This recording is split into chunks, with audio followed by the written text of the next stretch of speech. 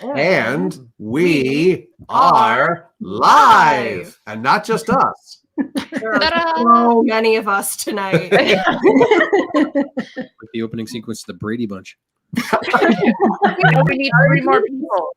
There's a strange bearded man in our presence that isn't the usual strange bearded man. Yes, that's Alice over there. So if he's the Brady Bunch, he's Alice. He's right in the middle. I like it. I'm into it. Hello, Allison. Hola. So, I will get the list of questions to you in a second there, darling. So, okay, go ahead, Spawn. Do the intro. Didn't we do the intro? There are now people watching us. Hello, and welcome to the audience requested roundtable. That's right. You all requested this. That is why we are doing this. Emphasis, you asked for this. You asked for this, and now you're getting it. Yeah. So this is all your fault. Oh, good. You're us tonight. So for anybody who is familiar with the weird beardy man on the screen as Soundman is now actually typing as Lord Fafnir and Spawn in the comments tonight. So that will be fun. Oh, not typing as me. No, you're typing as us. That's why I got very confused for a hot second when I appeared in the comments. Unfortunately, we give you admin capabilities to our account, so you are typing it. It's going to look like it's coming from us. All right, so I am trying to do several things all at the same time. But first, my God. Okay.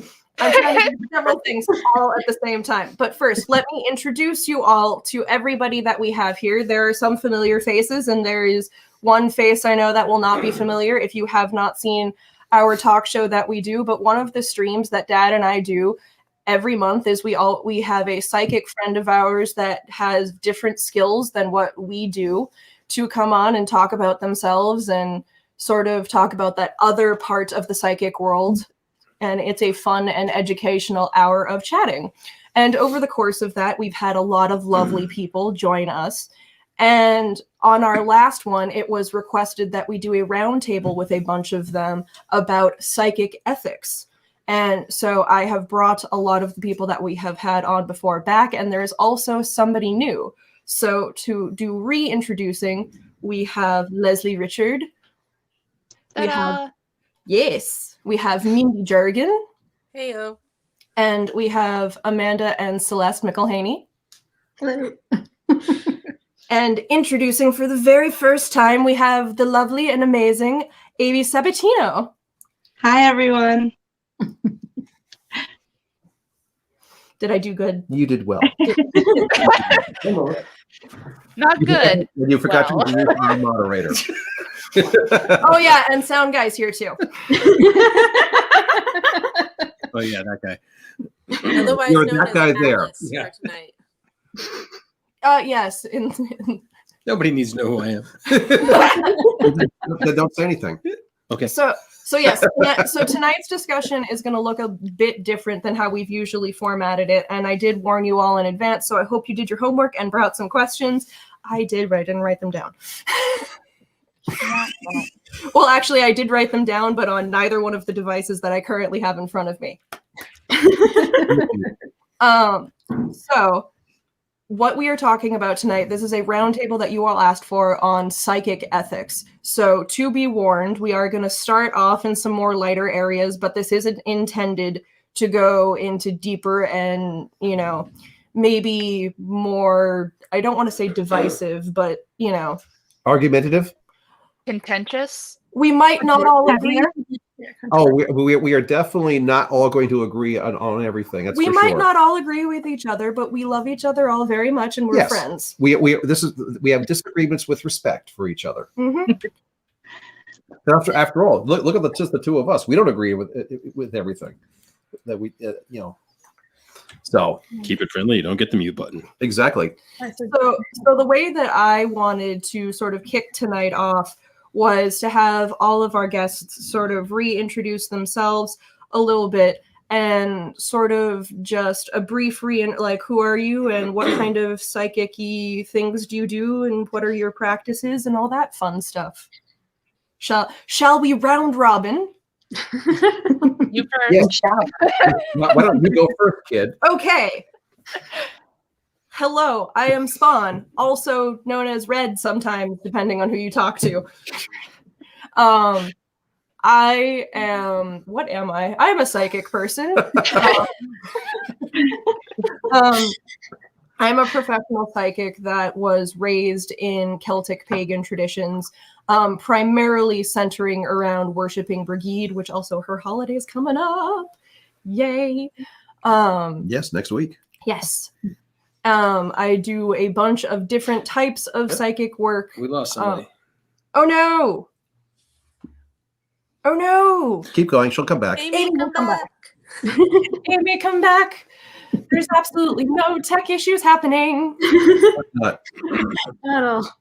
She's back already. Yay! Okay. Bring her in. It's okay. Tech issues happen. We will allow it. Thank you. Are you done with the introduction, or Yeah, it's his turn all now. right? Let's I move say on to. you didn't say much, but Well, it's a mini introduction.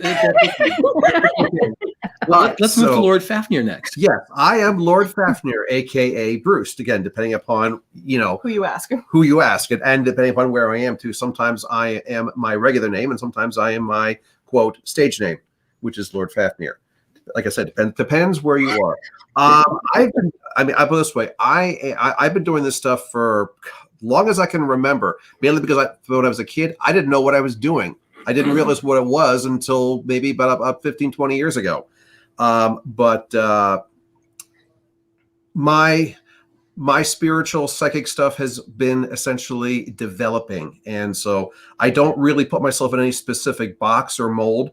Except for the fact of I found out many years ago that I happen to be a dragon spirit. So that seems to be the basis of my skill set, so to speak. I'm very fluent in tarot and palm and numerology, and then dabble in a whole bunch of other things as well. I've learned, I've improved upon clairvoyance, clairaudience, and the more I do, the more I can seem I can do, so to speak. Mm-hmm. It's kind of like I said, I'm a work in progress. I will always be a novice. There's always more to learn, and that's kind of me in a nutshell, really. All right, Leslie, she, her. Dun dun. Yeah, I'm including pronouns to be more inclusive and stuff. So hi, I'm Leslie. I'm a Norse Reconstructionist heathen kind of person. Also technically a reverend, but that's not really applicable here. I do I've done teaching things. I'm a rune worker, a spirit worker. I'm working on Sather, but most of the time I'm just trying to kick Nazis out of heathenry. All right. Oh, that's a good call. I was going to say the first one we're on, no doubt about that. Absolutely. And next we have Amy Sabatino. Hi, everyone. I'm Amy Sabatino. I'm a clairvoyant psychic medium. My specialties include tarot, crystal ball readings, any clairvoyant skills with psychic ability, intuitive development. I also do mediumship and spirit guide channelings as well. For me personally, I would say spirituality really has been for me a constant, like you were saying before, kind of a constant progress. It never really stops. You're constantly improving and growing, and I think that's the beauty of it. You can't get bored in this field. It's fantastic. There's always something to learn. So I love sharing that knowledge with other people and helping them along the way. All right, thank you. Mindy. Hi, I'm Mindy. So I do some of the same stuff that Leslie does. We both do rune and heathenry, but we both have different approaches, I think. We've never really compounded on it. We should probably actually talk about it at some point. Yeah, probably. Amy didn't mention that she does amazing palm readings, and it's been a year, COVID. That's true. She doesn't know that she inspired me to learn. So I do palm readings. I do mediumship. I've been doing mediumship by accident since I was about 2. Is the first time my mom can recall it. So yeah, that's all I can think of right now. All right. I do and we have tarot Amanda. and oracle too. And, And now we have Amanda and Celeste. Would you like to go one at a time? And who would like to go first? You can go first. Hi, I am Celeste. What do I do? I don't really do it professionally. I don't really do psychic stuff professionally too often, although I have done a little bit of it in the past. I read tarot and oracle and Lenormand cards. I sometimes see and hear things that I can't particularly explain, so whatever that's called. For audience?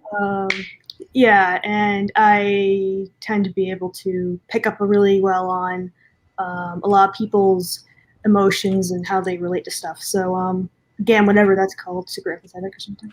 What are you doing? He's playing. Spiritually speaking, I was raised Celtic pagan, but I've moved more towards following a more the ancient Egyptian pantheon, and working that into my practices more so than the Celtic ones, although I still kind of pay my Celtic roots respect. So, yeah. Okay. Hi, I do tarot and oracle card readings. I also do crystal readings, and I do energy healing. So crystal healing and Reiki and my own concoction things.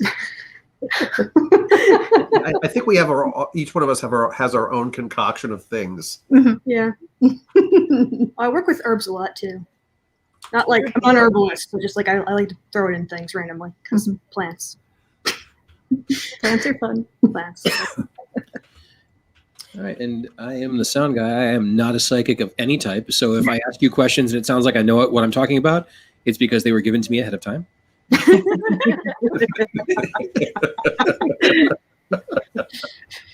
Transparency, we like that. And if you see me looking off to the side, it's because Lord Fafnir and Spawn and I are all in the same room. It's a very odd setup that we have going he's here. right over there. Yeah, no, he's literally right in front of my face. Literally right behind our camera. So, thank you all for those lovely introductions because, always good to remind people who we have on. But I wanted to start off by not necessarily diving into the deep water, but sort of easing into it a little bit. So I sort of wanted to talk about our individual practices and sort of our ethics therein. So one of my questions that I had for all of you is when you're giving a reading either to like yourself, a friend, an actual customer, whatever, are there any reading questions that you don't answer, that they make you uncomfortable, or there's just something about it that you're like, nope, I'm out? That's a really interesting question. Mm-hmm. I'll answer from my perspective. Again, we're all going to have different perspectives on these things. I've actually never had a question that I have not answered. There have been a few which I could say that have made me a little bit questioning why the question has been asked in the first place, in which case I'll kind of go, could you kind of give me a little more why you're asking this, rather than saying I'm out of here, I'm not going to answer it. I'll just kind of go, why are you asking, and try to really drill down more on what the point is, because sometimes I find out that the point that I thought they were asking is in fact not the point at all. But sometimes the questions, as you guys all know, you probably get some very interesting but also generic questions, and you think they might be heading in a certain direction, and then you find out that maybe not. So I try to get more of a clarification than anything else. But I can't say I've actually really just said no, I'm not going to answer that. I've started to say no for certain things, because there was a point where I would answer any question, but then I sort of, as I got older, more into my teen and young adult years, because I've been doing psychic things since I was 8 years old. So I've been doing it for a while, but as I got into more of my teen and young adult years, I started sort of getting really uncomfortable when somebody would ask me to do a reading for somebody that isn't there. And not that they've passed or anything, but it's I want to know information about this person who isn't in the room right now. And so my whole thing is does this person consent to you knowing this information about them? Because if you don't have this information about them and you're coming to me for it, something tells me that maybe they don't want you to have this information. Yeah. At that point, I'd just pull a card and be like, the card says, have you talked to this person about it? And ask them specifically what's the problem. It doesn't matter what card it is, just be like, all right, now you owe me however much I charge for a reading. But my advice to you is stop being so nosy. I get variations on one of my relationship readings. Someone will say, how does he or she feel about me? Not as opposed to so get out of the client's head and into the head of their supposed partner. Oh yeah, I don't answer those questions because people try to do the how do they feel about me, and I do basically what Leslie said. It was like, have you asked? Have you tried communicating? Yes, but why do you want to know? If you're not communicating, All right, so I have a question, and any of you can. Well, hold on. Did anybody else want to answer that? Or is I do, most definitely. Relevant? Yay. Okay, let's go. One of the questions that I do not answer is, what are the winning lottery numbers? Oh, no, yeah. Bruce, Sorry, I'm like, if I could tell you, I'd do it myself. So, me first on that one. I'm not going to tell you the winning lottery numbers. And the only other question that I will sometimes answer, but most often not, is when will this other person die? Oh, yeah. Unless, of course, there's if I get this strong feeling you need to know so you can be better, it's going to help you improve your life, I'm not going to talk about that. There has to be a strong cause of this is something that you need to know in here that I'm getting from guides and just in your highest and best for me to answer that. So generally, that one's going to be, I don't think you need to know that. People ask that? Yeah. What? My mom liked to ask that question a lot when my grandmother was really sick before she passed. She wanted to know how long she had. I'm so glad I work with runes and not oracles. Yeah. Amy, you don't answer when if somebody says, well, when you do the palm readings, you don't answer when will I die? No, you would have to be 80 and I would have to tell you because you need to sign that will. You didn't do it yet, get to it. You would have to be already 1 foot out the door and you're behind stuff and we need to get you caught up. That's the only reason I would ever answer that. Or if it was something oh, they're not going to go see their mom for the last time, but if I say this, they're going to make sure they see her and they're going to have that last connection and they need that. Then maybe I'll say something, but there has to be a real need. So I try not to touch those questions. I think that's a need to know. Some information we don't need, it doesn't help us. So. Yeah, I did forget one time someone did ask me what the winning lotteries were, and I looked at them and I said, it doesn't work that way. Well, I was actually thinking of the time somebody said, give me 6 numbers off the top of your head. You gave them numbers, they didn't play them, and those numbers ended up being the winning lottery numbers. Yeah, that was me. Yeah. Yeah, you asked me for just 7 random numbers, and I gave them you, and you said 6 of them were correct. I'd just be like, if I had the winning lottery numbers and I could tell you, do you think I'd be sitting here, right? reading for money? Yeah. Of course, the thing is, I guess how I was able to do that was the fact is I didn't know what the context was. If you had said, we're going to play the lottery, I'd be like, I would have given you crap then. It does not work this way. And to everyone in the audience, totally feel free to ask questions. Comment whatever you like. This is a whole open forum discussion. Just be polite, be kind. No rudeness, you will get the boot. Does anybody else want to respond to the first question? The only other thing that I'd say, and I don't get a lot of super invasive questions just because I think people don't really know what to ask the runes, because as an animist, I try to make it very clear that when I consult with the runes, they're individual spirits that are talking to me, and it's a consultation with up to 24 people at a time. But questions that I definitely wouldn't allow would be anything that has to do with if they're trying to incite violence, just because of the history that white supremacists have with heathenry. The runes will absolutely not expect you to incite violence, period. I have one. So I make and sell spirit boards, and there are certain people, I ask everybody why they want the spirit board before I sell it. and that actually it costs me money in the end because I don't sell as many. But I want to make sure that they're using it for the right purposes and that it's actually going to be effective. I had one woman at the Franklin Renaissance Fair ask me about my spirit boards, and I asked her, and immediately I was talking to the guy, and I was like, he just died like 2 weeks ago. You're not gonna be able to talk to him in the spirit board. And we did a mediumship reading right there, and I didn't charge her for it. It was impromptu. She didn't ask for it, but she needed to know it. So, and that was actually probably one of the toughest mediumships I've ever done because the guy died of a heroin overdose. So that one was rough. All right. So I have a 2-part question. You can choose to tell me if you want to split this up into 2 separate things or answer them just together. One, have you had any customers or clients that have told you that you were interpreting what you were reading wrong and argued with you about it? And 2, do you read someone who is obviously drunk or impaired in some way? Anybody want to go first on this? Mindy. Yes, I will read somebody that is drunk and impaired. I will not give them a serious reading, but I will surely take your money. I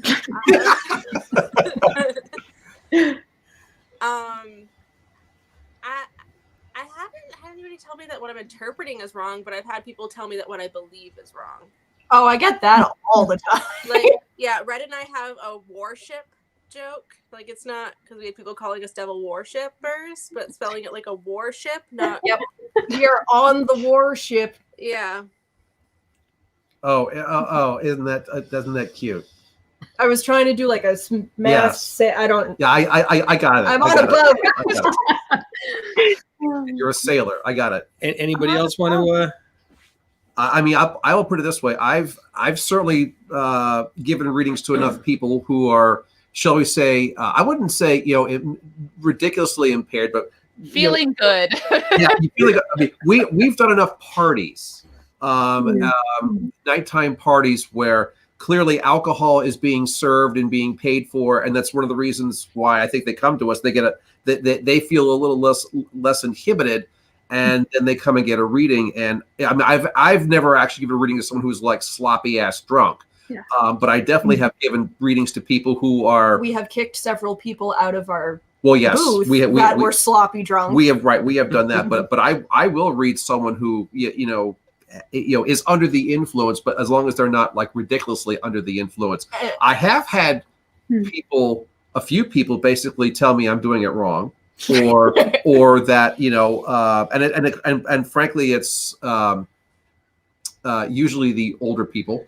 Older women are the ones that have a tendency of basically complaining the most. I've noticed. Is that before or after they notice the cod piece? Well, depending upon where I am, I'm not wearing. I'm in regular clothes, dude.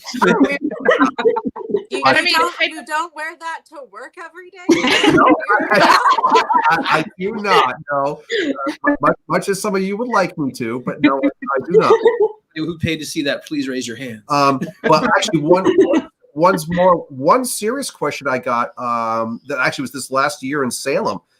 Someone asked me if the cards were ever wrong, and I responded and said that no, the cards are not wrong. I may misinterpret them from time to time because I am a human and I make mistakes, but the cards themselves are not wrong.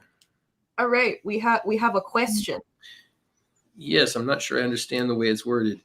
Well, there was a typo. Right. So, how does one handle providing a direct answer sought for by the questioner when your source, runes, etc. doesn't give you one? As in, what happens when someone wants a direct answer, but your tools just ain't giving it? I mean, But I would think. Oh, sorry. Go for it, Amy. Go for it. So with that scenario, I strongly feel, and obviously this is up for discussion, but I personally feel that when you come into a place where you're not getting a solid answer, either A, you ask the wrong question, you're not asking the right question, your question's off from the beginning, and so you're actually not getting the answer you're seeking because your question's wrong, or 2, some things are just more complicated. Not everything is black and white, so it can't always be simplified. There are times where yes, it's a yes, but if I tell you yes, you think you're going to be happy and you're going to be miserable. So it's not the yes you think, because you think your yes is tied to happiness. And so there's many situations where it can be actually more complex. But once again, the way you separate that complexity is by going back to your question. You get the right question, you can get the answer. I'd say that's a question issue. Yeah. And just before anybody else jumps in here, just a couple of people are asking for readings tonight. I just want to let everybody know that this is a roundtable discussion. We are not doing readings this evening. You'll have to tune into the next free reading session for that. Thank you. Which is on February 11th. There you go. Yeah. And Mindy. So I agree with this way, Amy. I agree with Amy, but also sometimes I think you're just not supposed to know the answer. Yeah. Sorry. So I just wanted to add that little tidbit. That's all. Yeah, and I would say my experience, there's been a couple of times that someone's asked me a question, and the readings gave an answer for something completely different that they needed to know. The cards are like, you shouldn't even be thinking about this. There's something completely different, way more important you need to know right now. So I'll tell them that this is what the cards are telling me. You need to be thinking about this other thing. Yeah, I feel like that sort of goes back to the question that Matt had just offered about reading situations wrong, or like the cards or the divination source is wrong. And it's like sometimes it's just not a correct communication between what you were asking and what they wanted you to know. So I'm actually super fortunate. The runes can be interpreted as yes, no's with like here's a little bit of background information, and we can ask clarifying runes if you really need it.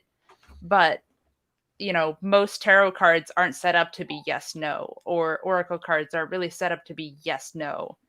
They're very situational, and it's kind of, I feel like a lot of people get wrong readings when they ask for blind readings because they don't want to bias you, but then they're just like, this isn't the situation I was thinking of at all. And you're just like, because you told me to do it completely without any information. Yeah. So they told you what they wanted you to know. I find that pendulums are great for clarifying yes, no. Mm-hmm. Yeah. So another question here.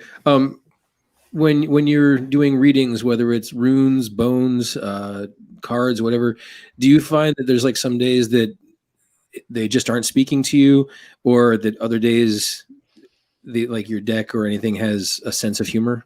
Oh, for sure.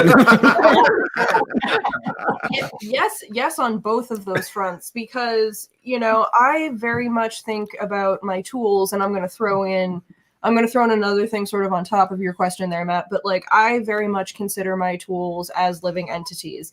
And like all living entities, sometimes you have days where you don't want to work and you need a break, and that's fine. And also there are some days where you're really, really punchy. And with my tools, I think that they go through bouts of both. I've definitely had points where like I'm trying to do a reading and I'm just struggling through it because my cards just do not want to be cooperative. And that happens. But so in talking about that and like tools and stuff, I also wanted to talk about sort of everyone's personal like stance on like the ethics of having people touch your personal tools and things like that. And I wanted to bring up a story that I had specifically with Amy, the one season that I did in Salem with you, where there was one time where you were like either on like a food break or a bathroom break or something, and you would put like your scarf over your table to like clearly show that you were not at your table. And a customer came over and took the scarf off your table and started just like putting her hands all over like your crystal ball, your deck, like all. And I just kind of lost it on this lady of like, what are you doing? I remember you telling me that, and I'm so thankful that you like said something, because I wasn't even there for that. And yeah, to ricochet off of that story, if I can, I definitely feel, well, right now with COVID, nobody should be touching anything of mine. That's how I feel. Like, keep your germs to yourself, you know. But, you know, COVID aside, there is something to be said for the energy of having someone touch your stuff with cards, especially in runes, picking their own. There's definitely something to be said for the energy of having someone hand selected. Do you need that energy? No. You don't need someone to hand select. And so I really feel it's a personal choice. I don't really, for me, I like when people ask. That's all. It's not so much a yes or a no, because it's really situational. Depends on the person, depends on my mood. You know, it could be in one of those closed off spaces where I'm like, I just want a tunnel vision, you know. But I would say asking is really the best thing. I get angry when people don't ask. I'm more likely to be offended because you didn't ask than about whether or not I let people touch stuff in general. Oh yeah, and I totally feel that. Like in pre-COVID times when I would do readings, I would have people shuffle their own, you know, shuffle the deck themselves. But, you know, that's why, again, that's one of those things where it's like, with my permission, if I ever saw anybody like putting their hands all over my table when I'm not around, we're going to have some words. Yeah. If someone's not there and it's not your stuff and you can't ask them, you probably shouldn't touch it. But you are a lightsaber, so thank you so much for that. I really appreciate it. Well, you were just dealing with an obviously very rude person. On the same thread, I'm fine as long as you're invited to touch any of my stuff. If you ask, you know, I might say yes, I might say no. It depends what it is, really. I don't let anybody touch my pendulum except me. So that's just going to be a no for my pendulum. But for my cards, my runes, usually, yeah. I have a weird thing where I made little cheat sheets for the runes that I sell on little cards, and people actually wanted to buy the little cards. So I started selling those, and I wouldn't have been able to do that if it hadn't been for letting people touch them. So it really depends. But when I'm selling, typically at fairs and stuff, I tell anybody, you know, touch whatever you want. If it breaks, I shouldn't be selling it. And right now, obviously, we're not doing fairs, so I wouldn't let anybody touch anything right now. But in normal times, usually, you're fine to touch anything except my pendulums. Yeah, for me, it definitely depends on the tool. Like at the moment, I have 2 rune sets. I have one that's just for me, and I'm the only person who touches it, period, exclamation point. Like, I went through the process. I made it myself.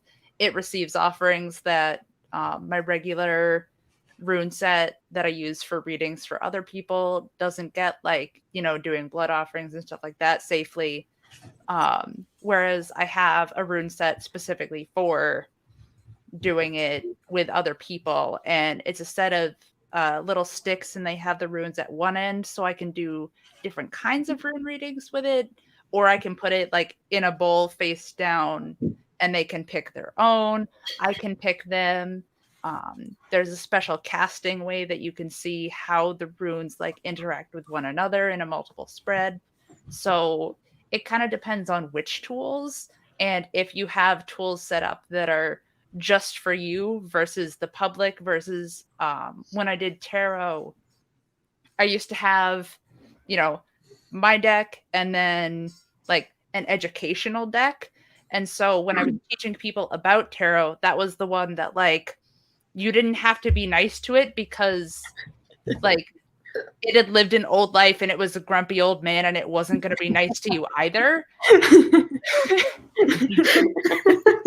It was a very, very old, very well-worn Rider-Waite deck. And the minute that I picked it up, it was just very grumpy, but like, there's still life in me and you better not throw me away. Perfect teacher. and because I make and sell tools, yeah, 100%, Leslie. Yeah, I agree with you guys. I think it's mostly a matter of respect. You know, people asking if they can touch the tools, because like that's important. Like Leslie mentioned earlier, they have a spirit of their own. So maybe you shouldn't be touching them, but asking is good. I'm actually amazed. I sell crystals at the fair oftentimes, and it's weird to see how people interact with them, whether they come right up and want to touch everything or whether they stand with their hands literally behind their back and feel almost afraid to touch them. It's kind of weird. Yeah. Like my stuff personally, I haven't done too many readings in person. Most of mine have been distance, which I happen to be pretty good at. But like just for some reason, like doing something for someone across the other side of the world feels very natural to me. Whereas I know some people aren't as much into that. But when I have done them in person, then I really don't like. It's not so much that I mind people touching them, but my decks don't want to be touched. They get very persnickety if people touch them, and then I have to like put them on their own for a while so they can cool off and not yell at me anymore. Pendulums in particular seem to be pretty persnickety. I pendulums are like cats on steroids. I use pendulums in my healing work sometimes, and I have a few of them because sometimes when I ask them, they just don't want to work with somebody. So, yep. Are we ready to delve into the nitty gritty? I have one more question before we get to the big one. Okay. Before we get to the big one. I had a follow-up before you ask another question. Okay. So another thing about making tools and making rune sets is, for me personally, I do make some rune sets, and like I'll even make bags that accompany them. But I usually put the rune sets within a plastic bag inside of that bag as like here is plastic so that you can look at the physical thing that you are buying, but your energy doesn't manifest onto it.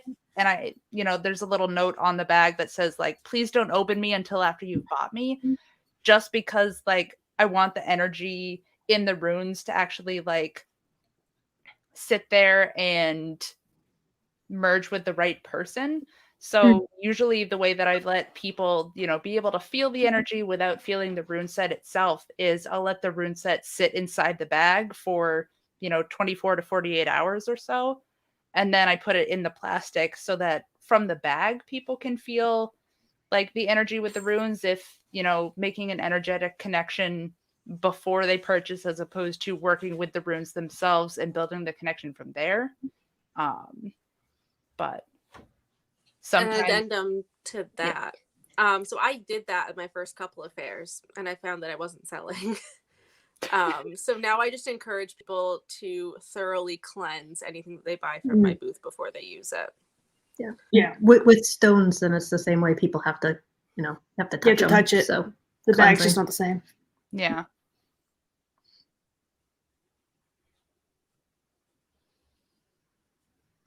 Matt, you're Sound muted. guy is muted. Yeah. I'm gonna mute himself. Let's all make fun of sound guy for not knowing how sound works. He still is. He still muted. He's still talking to nobody. Oh yeah.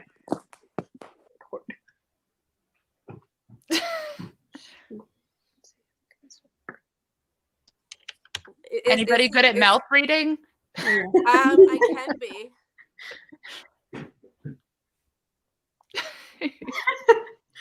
He's got too much facial hair. Oh, there he is. How about now? No. There you go. There you go. No, and it's gone again. Do you see the little icon next to your name that has the microphone with the slash through it? That means you have muted yourself. I can't hear you.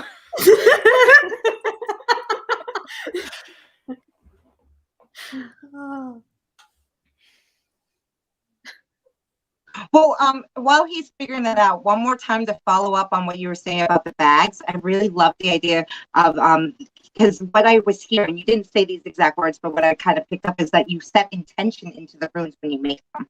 Yeah. And so you want it to keep your intention and not let it be disturbed by other people. And I love that energy of putting intention into the things you make for spiritual tools and wanting to preserve that so people can get that intention when they use that product. And I think that's really cool because I do hear you on that, like wanting to preserve that because you put time and energy into that. Yeah. Yeah. All right. Can everybody hear me now? Yes. All right.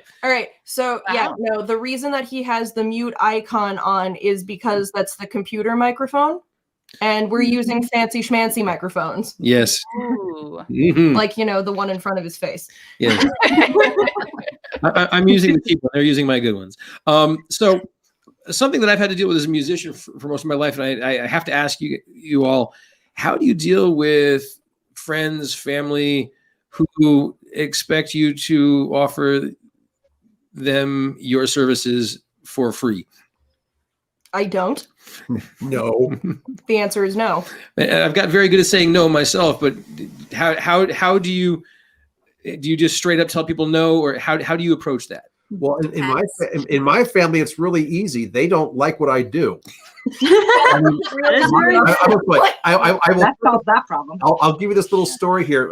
My dad, who's now passed away, but the thing is, my father was a staunch atheist, and so he didn't have a spiritual bone in his body, I'm convinced. So when he knew I was doing this, he literally said to me, he goes, "People pay you for this, right?" And I went, "Yes." And he goes, "Oh, okay. I guess that's a good thing. But tell me, you actually don't believe any of that bullshit you tell them, do you?" Joy. Wow. So it depends with me. Certain things I like practice on, and family is good to practice, and friends are good to practice. So certain things I do for free. If it's family or friends, I won't do it for free for anybody else. And it depends like how close of friends we are. That also kind of depends. It also, I usually do like a really quick something. If I'm just practicing, I just want to, like, if I want to see somebody's palm, it's usually like a really quick. I don't go like, I can't. Oh, She didn't ask for your palm. That's a tool that you have to touch. I'm sorry, I can't do a palm reading without touching your hand. Here, go. You know how Quick, 20 seconds. So the audience and anybody that doesn't do a palm reading is like, how many people, right, Bruce and Amy, like they just like shove their palms in your face?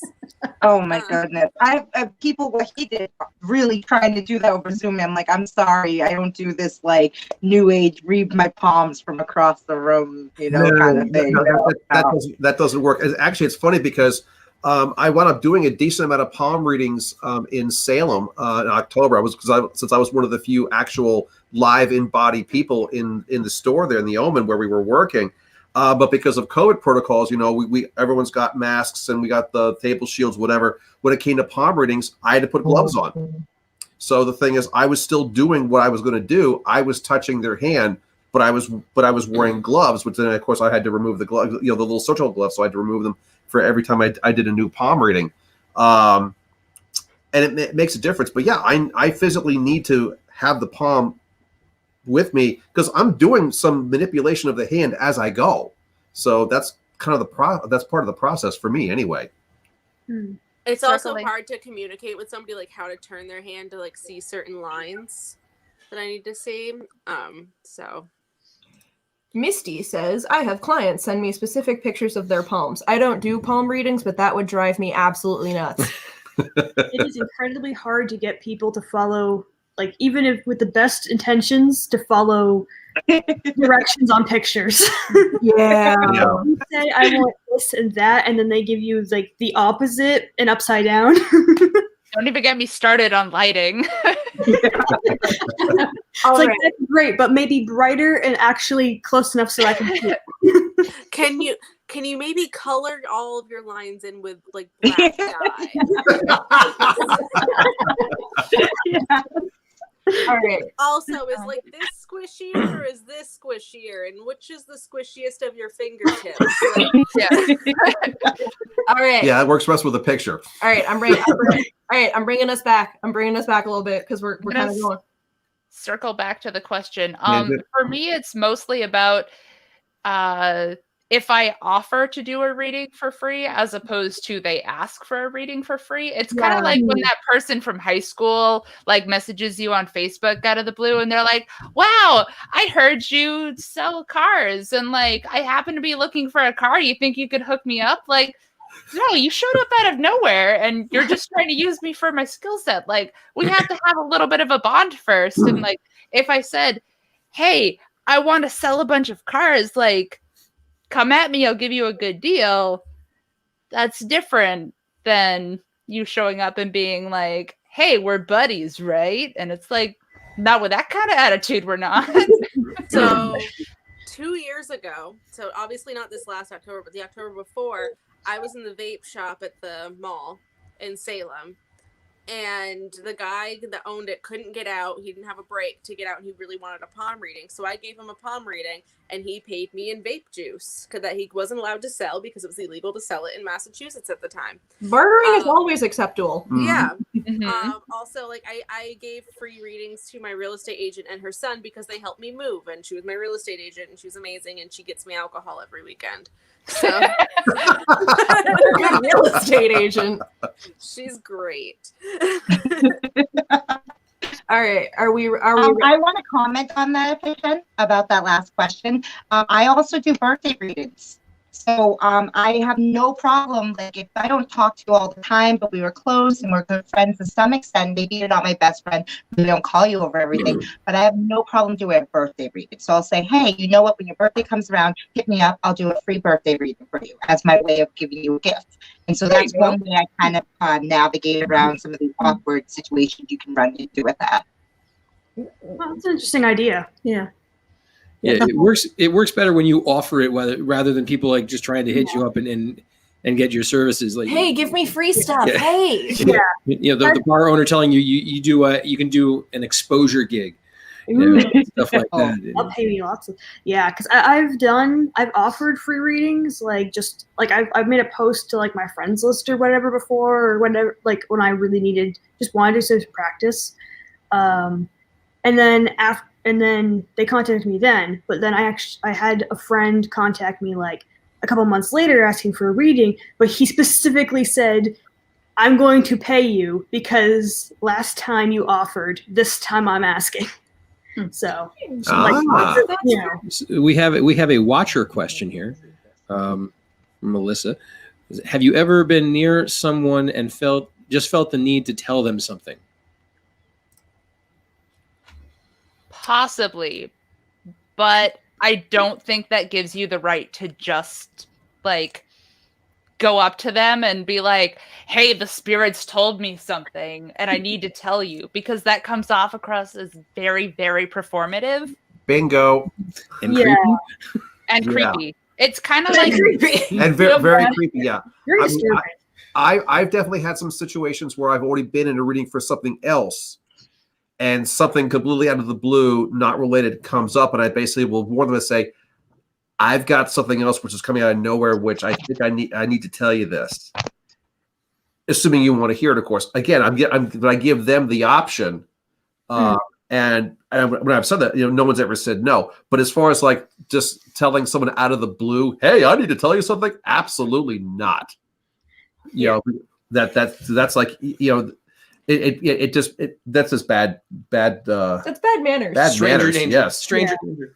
Yeah, I've definitely just walked past somebody like in a store or something, and I've gotten like this sudden, I know something about them for no reason. I've never met this person in my life, but I just know something about them, and it's important, and I want, like, theoretically, if I knew this person, I would tell them, but it's like, that would be both rude and also disturbing, and also I don't have proof, so you wouldn't listen to me anyway, so in the end, I just smile and walk away. I also feel like I'm invading their privacy. Yeah. It makes me feel creepy. I'm a creep. Yes, you are. We've been saying for a long time you're a creeper, Mindy. Yeah. All right. Are we ready? I meant to make a joke about Matt's comment about getting paid in exposure, and that I was going to say, I once tried to pay my rent in exposure, and then I was, jailed by the police for public nudity. Yeah. Hey, did you want to run the list of fashion commercials before we hit into the controversial topics? Do we want to do a round of commercials before we go into the more controversial topics? Well, Let's okay, do then. a round of commercials. Well, gosh. Well, we're 45 minutes in this. Oh, no, Amy. Any advertising? Oh, no, yet. Amy's gone again. She'll be back. All right. We can just tell her we did her commercial when she. So I'm gonna start with the Leslie up in the right corner there. This is what I get for signing on first. Yes. Hello, everyone. So I do a lot of assorted shenanigans, including like way too much that I can't handle. But for the meantime, I run Ordo Viatorum. It's a page that's Latin for Order of the Traveler, and it's meant to be an inclusive and specifically like anti-bigotry, heathen, pagan, witch group of just like, if you don't have a coven and you don't want to be affiliated with a coven, but you still want to occasionally get together once COVID is over, this was sort of the group that was meant for everybody to sort of come in and out, share ideas, collaborate when you want to, and not like be beholden to super like committed hierarchies and traditions and stuff like that. And you can do all of the contact information there. We have a Facebook page, but we also have a Facebook group. Yes. And not there, I don't think it's pictured, but I also run a page called Ironwood Ways. You mean that one? That one. Hey, we're good here, okay? We're prepared. Nice. I'm not prepared. Clearly. So Ironwood Ways is my crafty assorted shenanigans. That's also where I run my clergy services out of, and that's also where I do rune readings out of. So You have a better way of describing it than crappy shenanigans, by the way? crafty with an F. Wow. Oh. Shots fired. Wait a minute. Is that like with an F or? Hey now. We said we were. You're a rock star. I was just gonna unmute to go. You're a rock star. Hey, did you notice our viewership just went up? All right. So I'm gonna keep going in like the order here. So Amy, this is Sorry. Okay. So I am Amy Sabatino. I have a Facebook page where people can contact me. Occasionally I post, but I'm more likely to share an event I'm in when events pick back up and things of that nature. I also have my website, which is the best way to book, which is amysabatino.com. You can book 24/7 on there, and I offer tarot readings, crystal ball readings, mediumship sessions, and yes, my mediumship sessions can also be used for spirit communication with your spirit guides and things of that nature.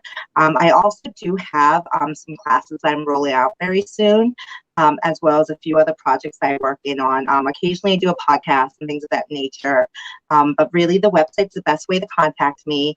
And I do have a lot of people tell me that they're nervous to get readings over the phone, or they're nervous about how does this work? Is the process the same? And I'm sure all you guys could agree, you know, for the most part, what we can do in person, besides palm readings, we can do virtually. So I've been encouraging a lot of people to not be afraid of phone readings or Zoom readings, because they're very similar for me. I have similar results across the board. So, Oh, I'm with you on that one, big time.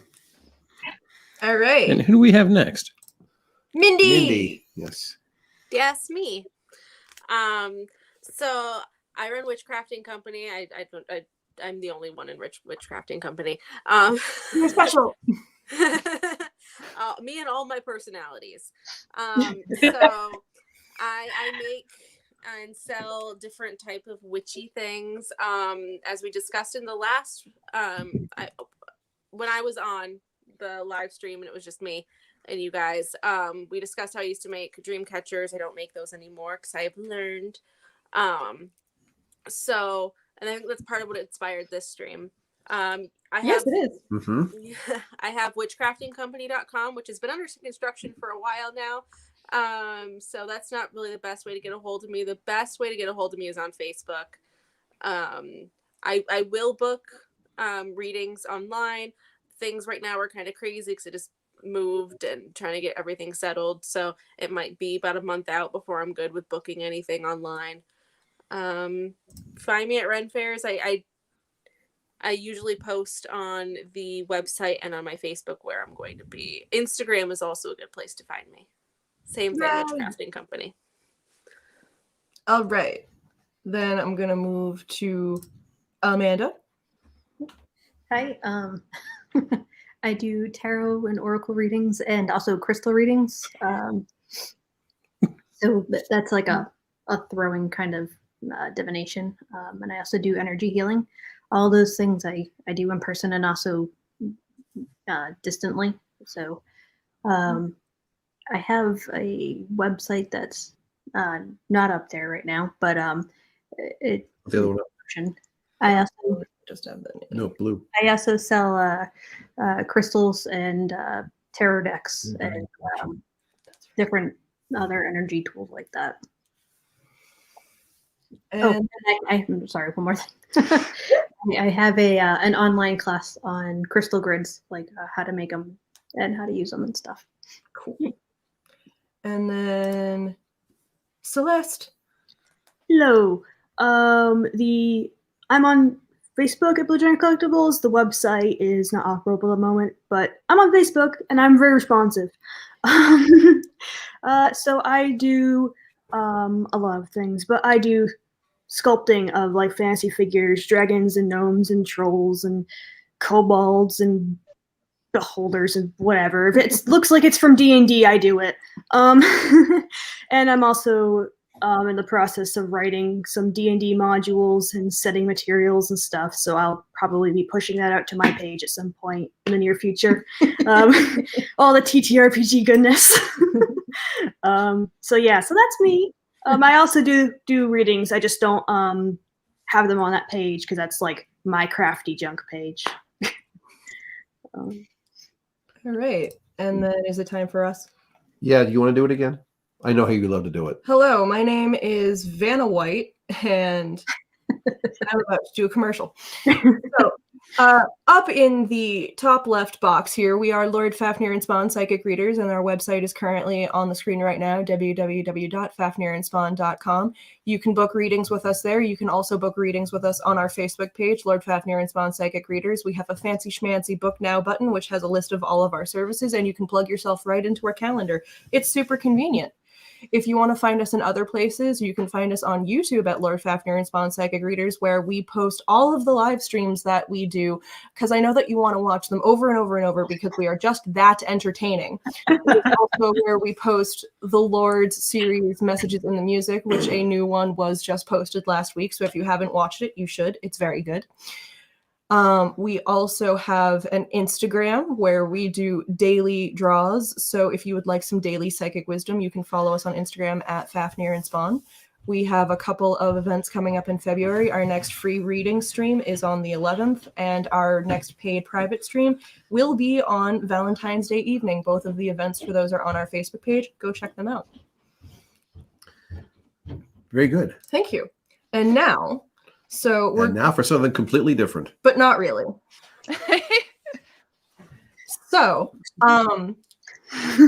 the big thing that we wanted to discuss tonight, that we have been building up to this whole time with psychic ethics, as we have been talking about, the big thing with psychic ethics is cultural appropriation versus appreciation, etc., etc. And especially in the day and age that we live in right now, this is a very hot topic at the moment. It's a very hot button issue, and there are certain things that I've learned about and have stopped doing, and I know that other people that are on the stream have also learned about things and have stopped it. So this discussion is going to be sort of like our experiences with appropriation, things that we've learned, and this is going to be probably the part where we're going to disagree with each other more than we would have earlier. So, like I said, feel free to ask any questions that you have in the comments. Just be kind and be civil, like we will be with each other. So, Leslie, since you are super uber prepared, That all right. I'm putting you on the spot. Sure. You get all the pressure now. Been Yeah, on the the spot spot, all night. Leslie. Here we go. It's okay. I'm mostly fire signs. I got this. I'm fire sun with moon water, and I'm like, wow, that makes so much sense. I'm a Sagittarius sun with an Aries moon and a Scorpio rising, so I'm like, let's get it. Aries sun. The moon at night. Aquarius, Libra. I'm a very confused alien. So You're a very balanced alien. so Leslie, I've got the pictures on standby, so just let me know when I should do the thing. Okay. I don't think that this is particularly contentious among this group of people, but Probably not. but I will state it for this group and for anybody in the comments. Heathens are not welcome in heathenry as far as I'm concerned. Y'all neo-Nazis that are taking our symbols can get the hell out, like the Helheim out. If specifically for no other reason than A, the SS party already kind of corrupted the swastika, and now it's even harder for other cultures that still use that symbol, like Hindu culture and some native cultures, because now they're being accused of being Nazis because it is so ingrained that the swastika is associated with Nazis that it's an irredeemable symbol. Like, heathens are not allowed to have it anymore. And pretty much all the time, we're losing more of them. So there's one, I don't know if I actually sent a picture in of it, but it's an Othala with like 2 little legs sticking up. So as opposed to this one, which is a troll knot, there like that, it has legs that stick up the other way. Ooh, and it's made of all wait, hang on. straight legs. Yeah, put her on the screen completely. Show the necklace again. Look, Ta-da! Look, But instead of this, instead of them pointing down, they point up. And so it's actually, I have a whiteboard. I'm prepared. So this is regular Othala. This is a rune. This is the second to last rune, and it stands for family. This is a Nazi symbol, and if you see somebody wearing this, you curb stomp them. Excellent. But one of the more important things that I was going to bring up, and that I'm now stalling for time and I remember again, is in heathenry, we have a lot of concepts around things called weird, urflog, and hamingsha. So weird is personal fate. That's how I respond to things and how I act affects my life in this and the next. When I pass on to the darker realms, it turns into Orklog, which is the family version of weird. So everything that I do will affect my kids, and everything that my family has done affects me, etc. We also have Hamingsha, which is kind of loosely translated to luck, but is more like how have you stacked odds in or against your favor. And the reason that these apply specifically to heathenry is because what I've done and what my ancestors have done is like really important to the fact that we're still dealing with racism now, and we can't do that thing that white supremacists like to do where they say, that was a couple 100 years ago. That happened way before. It doesn't matter right now because, you know, I didn't do that thing. And it's like, that's not how our religion works. Everything that has been done and is being done is your moral responsibility as a heathen to fix. Like, period, exclamation point. I like that. I have certain people that come up to me, and because I do sell individual runes, you know, certain runes mean certain things to certain people very personally. So I sell individual runes, and I have had people very surprised that I sell certain runes because they have unfortunately been linked to white supremacy. I also have the double of, while I do quite passionately celebrate Norse mythology, as I have direct lineage back to Rollo, I am technically a spiritual Satanist, which also has been greatly connected to white supremacy. So I'm fighting like two battlegrounds of people, both of which really like to steal Norse symbols and other things like the swastika, and combine those into some sort of, white supremacy. And when I first started selling and making runes, I didn't quite know how certain runes really did affect people when they saw them being worn. Because you never know now if somebody really, celebrates the real values of that rune and they have a deep spiritual connection with it, or if they're trying to show their friends like, hey, like I think white people are cool and everybody else sucks. So you never really know anymore, and it's really difficult to know, like, are you kin, or should I punch you? Do you got a frith? Oh, nah.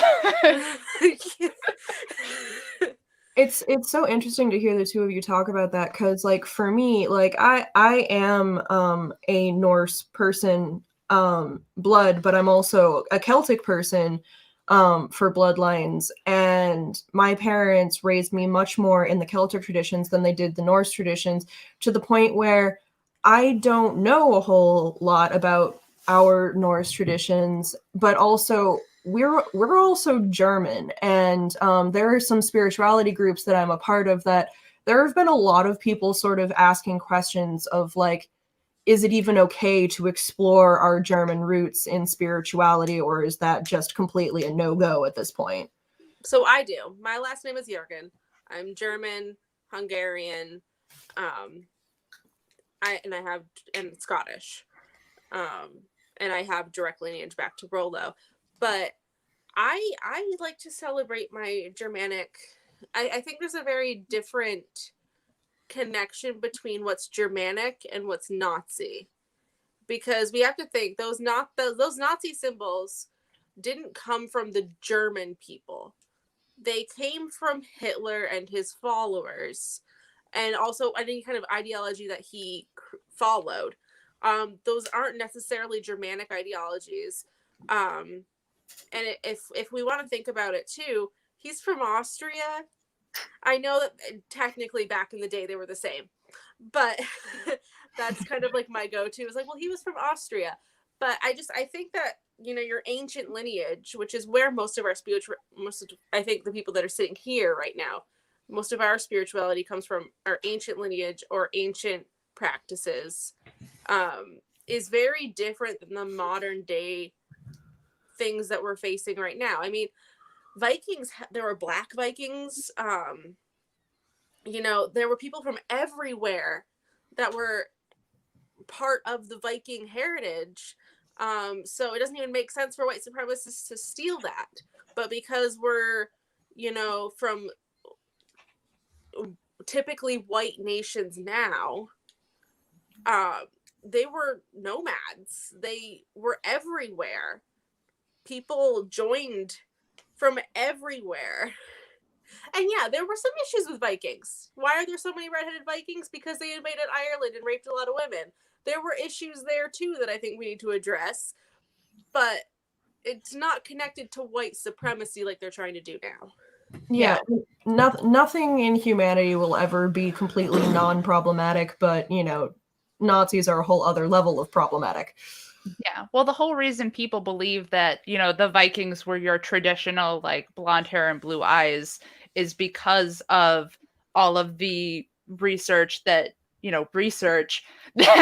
Nazis put into it. But the more we actually dig into the archaeology, full pun intended, the more that we're finding out that the ancestry of the Norse peoples was in the Middle East. It was in North America, like up in Canada regions. Iceland, European, they made it all the way down to like things down in the Mediterranean. Like they went everywhere, and they're predominantly like were a trading people. And so they traded things and they moved around and absorbed things. And they weren't, this one culture of pure peoples. That's that's not a thing that people do, no matter what culture you're talking about. Everybody moves together. I think this peer people concept is a more modern concept in general. Ooh, I have a great example of the people that believe in that concept, because also even after we came up with this concept for the round table, an event happened in our country that I think made this talk even more poignant. So the kind of people that have that modern belief are people like this. He's I wearing figured out he's wearing multiple symbols that I want to rip off of his flesh. I figured out how to put pictures in the stream. Leslie, how do you really feel? Oh, that's my mild, very, very mild reaction to this man. So if anybody doesn't know, this man's name is Jake Angeli. He considers himself a shaman healer. And I believe he used to have a website before he's now labeled as a domestic terrorist. Mm-hmm. He is stealing from multiple practices in this, including his coyote headdress and buffalo horns are from native culture. Though, to be fair, because he's wearing a coyote on his head, that's actually associated with trickster spirits. And so, like, it's even more disrespectful. Also, though, so many people think that he's wearing, a Viking headdress because it has horns, and Vikings didn't even have horns on their helmets. That was something cartoons made up. But it's just... So Carol wants to make sure he is fake, isn't he? Yes, absolutely, 100%. He's a terrorist. I want to clarify what you mean by fake, in that, is he a real person who believes that he is in the right? Technically, yes. He thinks, he calls himself the QAnon shaman. He believes that he is a, healer and whatnot, and has sold his services online. Is he a heathen? No. He is a self-admitted Christian. And I believe when he went to jail, he did a kind of fasting period because they wouldn't give him all organic food. And guess what? Because he's white, he got that all organic food after 5 days. He sure did. Mm-hmm. Isn't it amazing? Because his mom complained. Isn't it amazing? Yeah. And that's like a whole other level of like white woman's tears that I'm not sure we're going to be able to get into enough tonight, but white women need to stop doing that. And a fake shaman. As somebody who is not a shaman and who can't claim that culture, I can't tell you whether or not he's actually had experiences that would be considered shamanistic. I don't believe I'm gonna guess no. Because I feel like Westerners have really corrupted the term shaman and don't actually understand what it means. No, most people do not understand what it means. Anybody's a shaman that works with crystals and can talk to spirit and smokes a lot of weed. Ilka has something to say. Ilka says, there is one family line in Ireland, and if I recall, that lots of blonde hair, blue eyes, over 80% had Scandinavian lineage, even though the family had lived in the Isles for centuries. Yep. That was definitely the Norse way. And correct me if I'm wrong on this, but I think Leslie, you'd probably be best to answer this. The horns he's wearing on his head are not a Norse thing either, correct? Nope, those are buffalo horns. That's why I brought up native culture. Let me just throw that back up for a second so we can all see the fail. Yeah.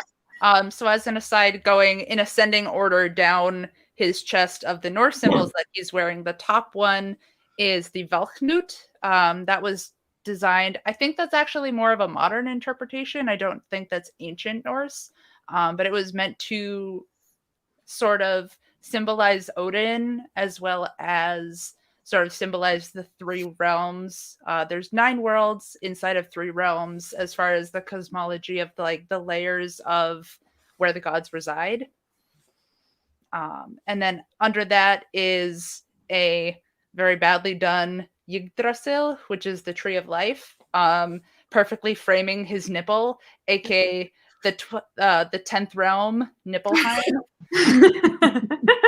to be placed a play on words off of Niflheim, which is the Norse underworld for like the terrible ones. So it's kind of fitting. And then under that is I guess, a Thor's hammer, a I- Mjolnir. Yeah, I think it's supposed to be Mjolnir, but it's just That's It looks like it rude- was drawn with Sharpie. It looks like a trouble pawn. It kind of looks like he watched Star Wars a little while and then was like, I'm gonna draw something vaguely like one of those things, and then but combine it with Thor's hammer. That looks like a skewer for cutting through meat more than it looks like Mjolnir. Just saying. I mean, like, I've seen 5-year-olds that could draw Thor's We hammer all better than see that. it. I mean, We all But yeah, see so- it. We all see it. that top symbol is another one that you can also associate a lot with white supremacists now, which is unfortunate. yeah, I have seen that. The curved ones, which are more apt to be historically accurate, are less associated with white supremacists. So if you see something with sharp edges like that, it's more likely to be Nazi symbology. Where the original one is actually like a curved Celtic knot that we'll think of typically when you think of Celtic knots. Carol says, I'm Cherokee, and wearing a buffalo headdress is used in a ritual to honor the spirit of the buffalo and has in ancient times used in ritual for a successful hunt. So I'm not sure why this person is wearing it. because he's Because he reading it. was trying to kill senators. They were trying to kind of. Yeah, this was during the partially. January 6th insurrection at the Capitol. Senators, They strung a noose outside. congressmen, and And the vice the president. vice president. Mindy's having all kinds of technical difficulties tonight. So I have my iPad set up on 5 pillows so it can be high enough to not just be like a double chin shot. So Is it Mercury in retrograde again? I don't know. Today was a work day from hell though, so maybe. Yeah, your iPad keeps trying to give us an R rating here. Just saying.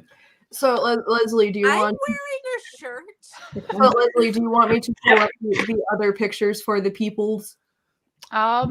If you'd like to. The only other thing I was going to talk about is some of the like very, very broad heathen dog whistles you can find for white supremacists are if they call themselves an Odinist or they practice folk-ish. Those are usually I practice white supremacy heathenry.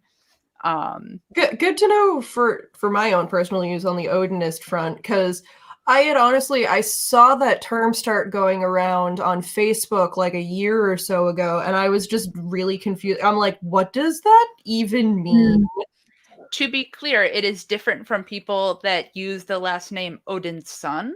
Mhm. That's typically in Norse culture, they had a process where you would foster your children out, sort of like an apprenticeship, to another family, to the point where if you passed away, hypothetically, your foster family has more like blood rights to you than your real family, because the fostering happens at like a transitional time in your life when you're really coming into yourself. And so it's like that person was there, actually doing the majority of the raising for you. Which is so that goes back to my lineage actually. yeah. So I am not blood related to Rolo.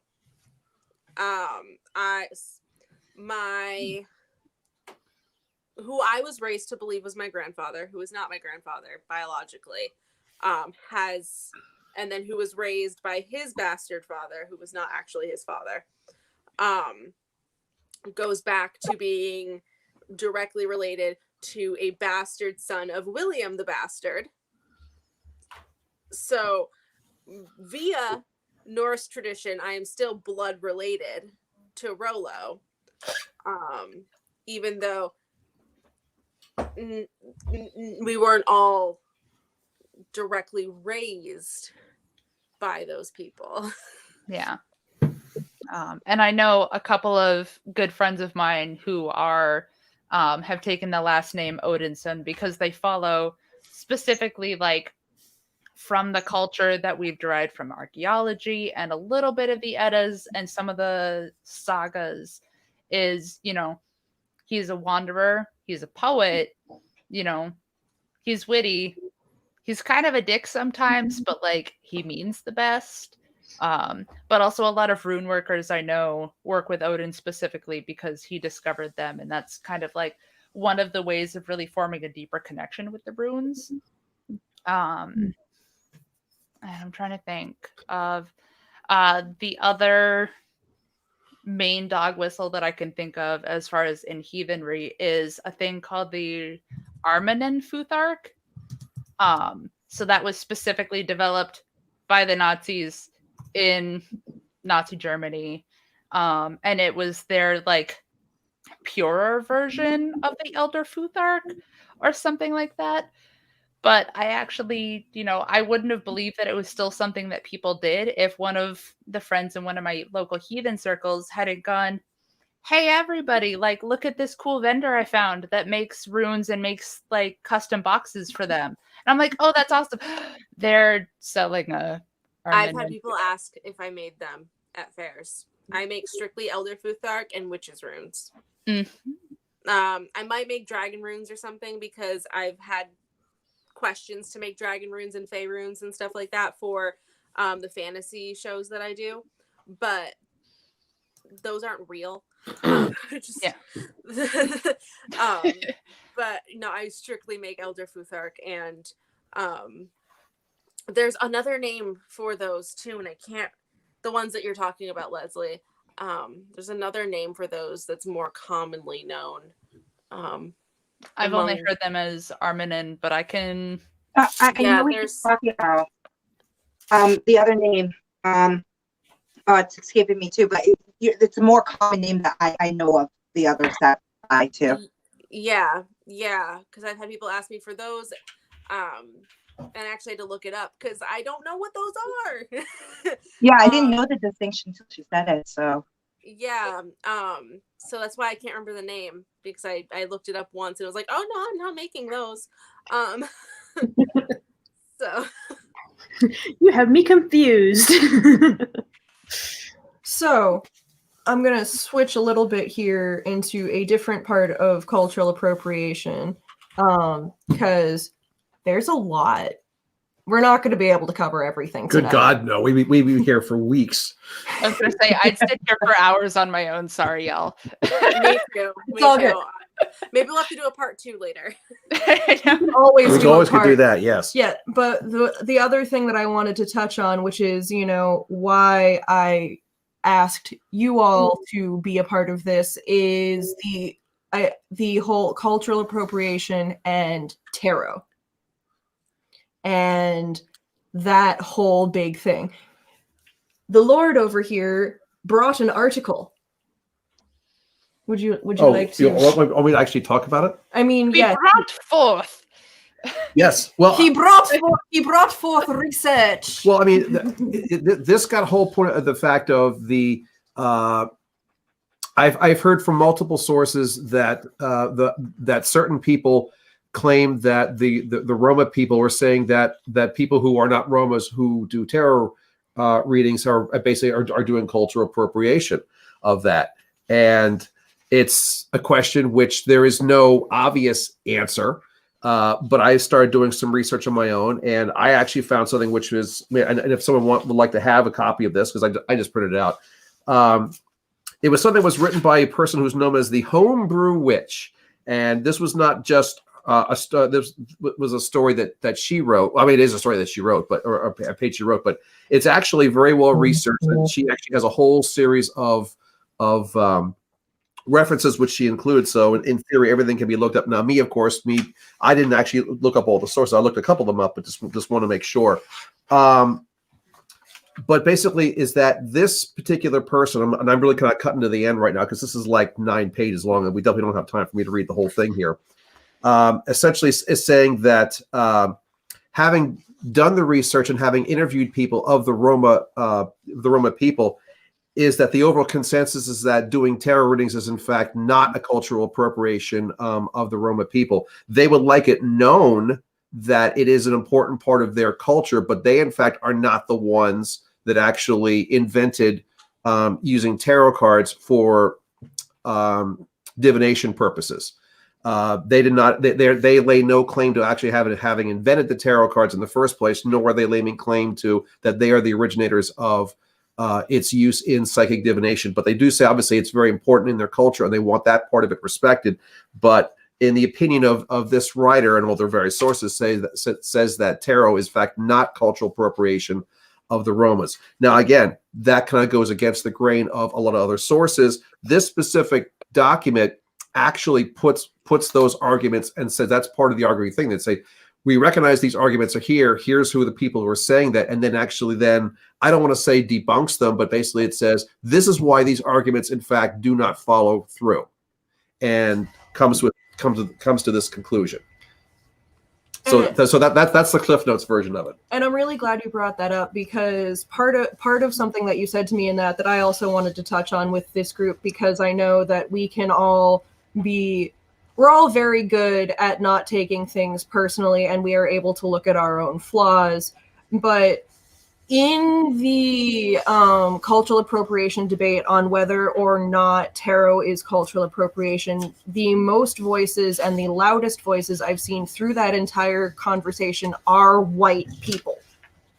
And I have seen white people on both sides of the argument, and I may be wrong about this as a white person, and I will freely admit that I could be wrong about this, but for me, a lot of the white people screaming about how bad and awful and appropriative it is seems to me very performative and not actually real. Like they want the brownie points now for, and that's just the feeling that I'm getting from a lot of what I've been seeing out on the internet. Like social media is an absolute just trash can of opinions, but they're everywhere. So since we all do cartomancy of some form or another, I definitely thought this would be. Is that Leslie? I can't tell. It is in fact a hand. Okay. I didn't know how we were signaling that. Would like. Well, from here, it looked almost like you were like trying to hold your headphone in real quick. My hand just got tired and I was lazy. She has a question. Mindy's just doing it. All right, go for it. So I actually put a post like this on my Ordo Viatorum page. It's probably the only thing I've done on there recently because I work 80 hours now and I'm super tired all the time. Anyways, so I joined a group that talks about cultural appropriation, and I sifted through pretty much every single one of their posts that I could find on tarot and compiled it, including like quotes and whatnot. And while, yes, the consensus is that, the Romani people didn't invent it, and the consensus is still like kind of out on whether or not they were the first people to divine with it, the general consensus upon that page put forth by people who were Romani, were reconnecting with their Romani ancestry, or had been estranged from it, was that it's not necessarily cultural appropriation in that, like, it's only their culture, but it's cultural appropriation in that they were the only people that were really persecuted for it. And now, a bunch of white people consider it as like a lucrative way to make money without having to understand, the trauma that happens within that culture and the fact that they're still persecuted to this day for being Romani. Like, you can still go into Europe and find no traveling people, no G-slurs, no any of that. They're forced into, not concentration camps, but like plots of land and, places. Kind of like reservations, but.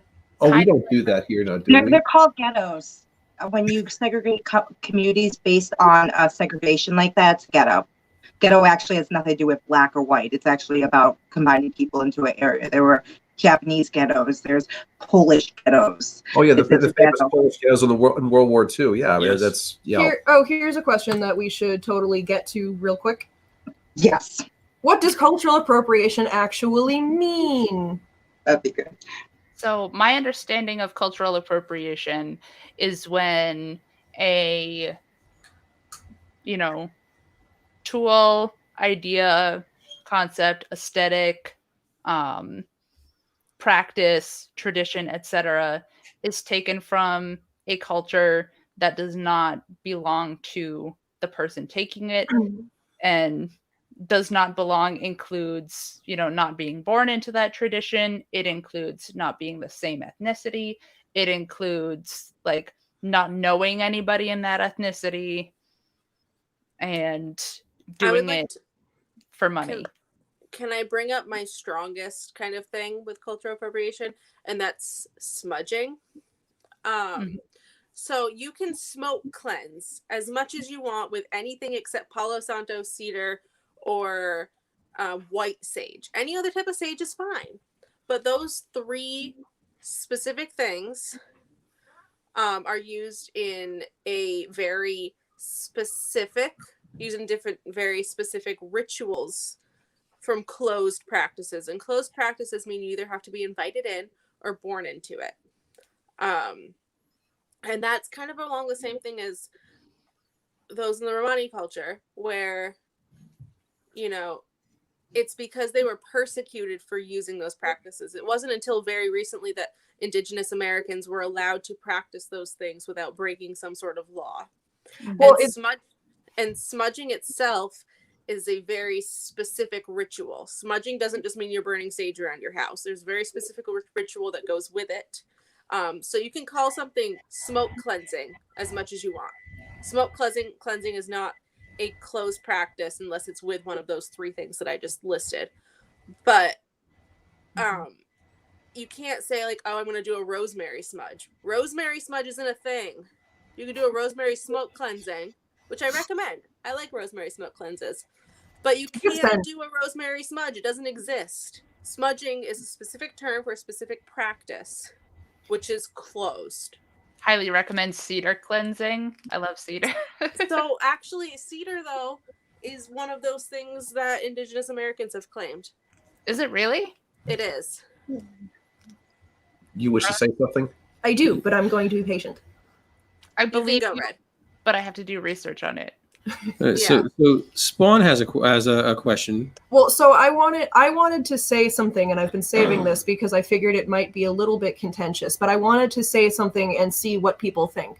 So I think we all have, but I've spent a lot of COVID watching a lot of YouTube.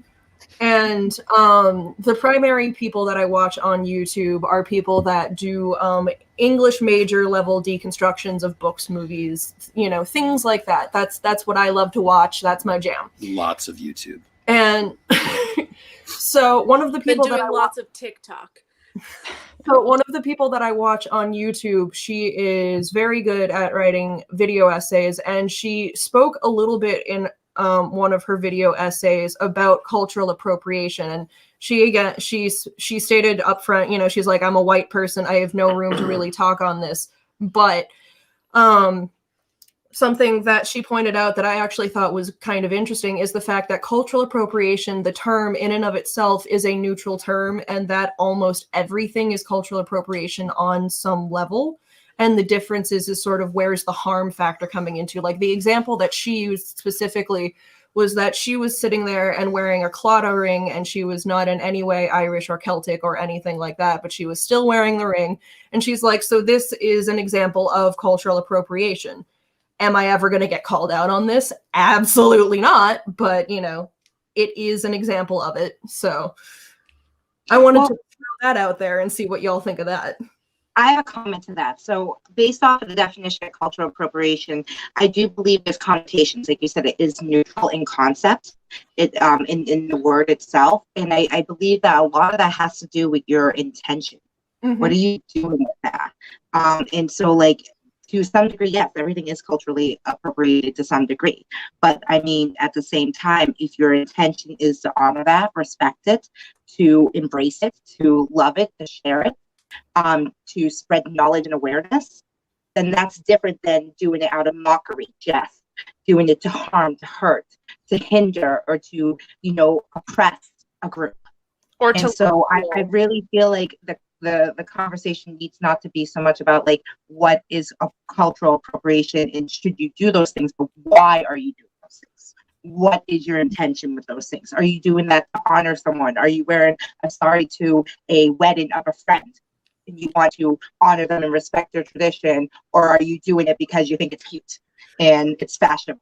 like, what are you doing what? And I think that's really the biggest difference. And so anyone who is struggling, like, am I living in a sense of cultural appropriation in the wrong way? Ask yourself, why are you doing it? Are you playing with the tarot cards because you want to play with them because they're cool and gypsies use them? Sorry, throwing them out there. Or are you doing it in the sense of, I want to grow, I want to expand, I want to see what this culture is about, what the tarot cards are about. I want to dive deeper into it. And so I really feel like the why is actually like as important as saying is that cultural appropriation. Oh, I agree with that 100%. I mean, because I have to take an awful lot of cultural appropriation, maybe just through sheer ignorance of just, and not malice intended, using the example of, okay, someone going out, generic mother going out and buying a dream catcher for their new baby, not realizing, what the actual source of the dream catcher is from, or say someone wants to, quote, smudge with white sage, having absolutely no clue that it's a closed practice. Again, no malice is being intended. They're just doing it out of just sheer ignorance. And I can say I'm wearing something right now that was started in ignorance. So, when I stretched my ears, it was because I thought it looked good, and now I wear them with pride. And I am third from my CEO in my company, and the majority of my staff are not white. And I just continue to I dyed my hair green. I continue to do crazy things with, my hair and my appearance, so that there is no way that my staff can be persecuted by my higher ups, by their appearance, because there's a manager that looks crazier than them. Crazier than them is a terrible term, but I know what, higher ups would insert. English is hard sometimes. So I know, like, I love so many of my staff are Muslim, and they wear gorgeous headpieces, and I mean, whatever type of covering they decide that they're wearing. Even some of them don't wear coverings, but their apparel, and I have so many staff from Africa, and they wear their traditional dress, and they wear their traditional hair and their traditional jewelry, and there's no way that they can be persecuted by my higher ups if I'm appearing like this. I like that. Yeah, that's definitely a good way of looking at it. From the tarot aspect, usually what I've seen is there's been, handfuls of suggestions over and over again to switch to oracle decks, especially because oracle decks are becoming more popular and less, everything is pastel, and some of them are getting into, like, I know there's a shadow work oracle and more like gothic oracles and stuff like that. And the pastel part is part of why I've stayed away from oracle decks for so long. I'm not a light worker. I'm in all of it, whole picture. I have a couple of really cool oracle decks. You can see my favorite one on my Instagram page. But of course, some of the oracle decks also have certain symbols which would be considered to be offensive now. Yeah, and some are problematic. Yeah, some definitely are. And I also have an issue with so many of them being angel cards disguised as oracle decks. I wasn't raised with any of my current beliefs. I was raised Catholic. So kind of trying to... The ultimate appropriation. Exactly. They oh, God. There's no finer example of appropriation in the Catholic Church. Yeah, they were wrong. But to get them on our side, we're going to create these holidays about us, like Easter. Why are the symbols of Easter the same as every pagan fertility holiday and tends to fall around the same time? And why are the symbols eggs and rabbits? What does that have to do with Jesus being reborn? Nothing. My cat agreed. Hold on. Pause for a question. Shouldn't a deck call to you?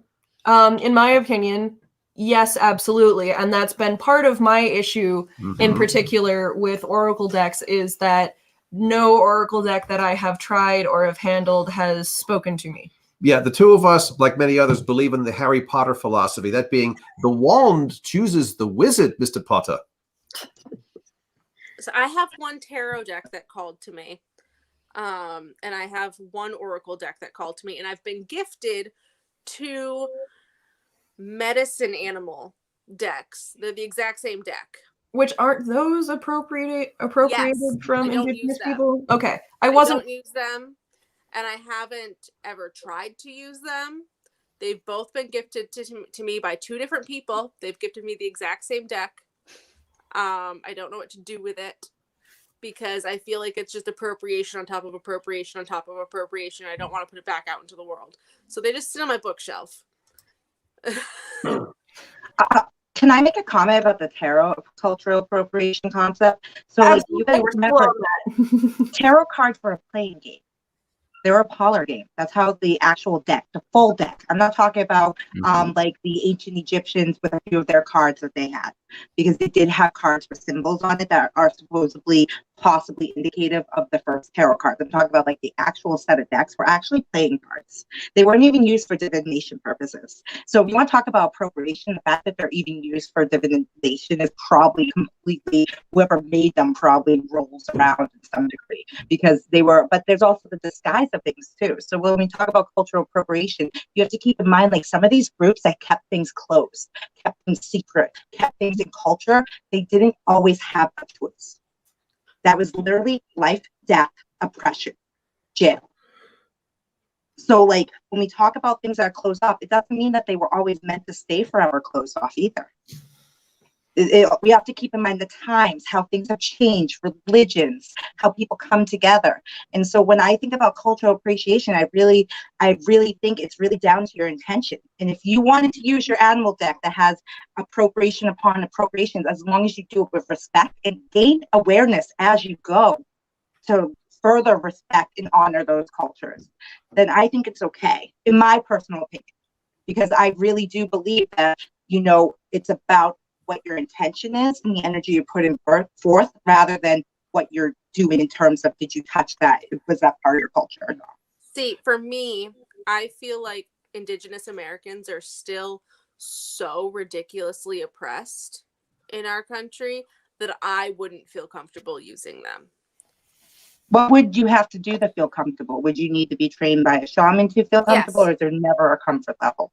Yeah, no, I would have to definitely be initiated and invited in by an Indigenous person to learn their practices and study those practices for many years before I ever felt comfortable using that deck.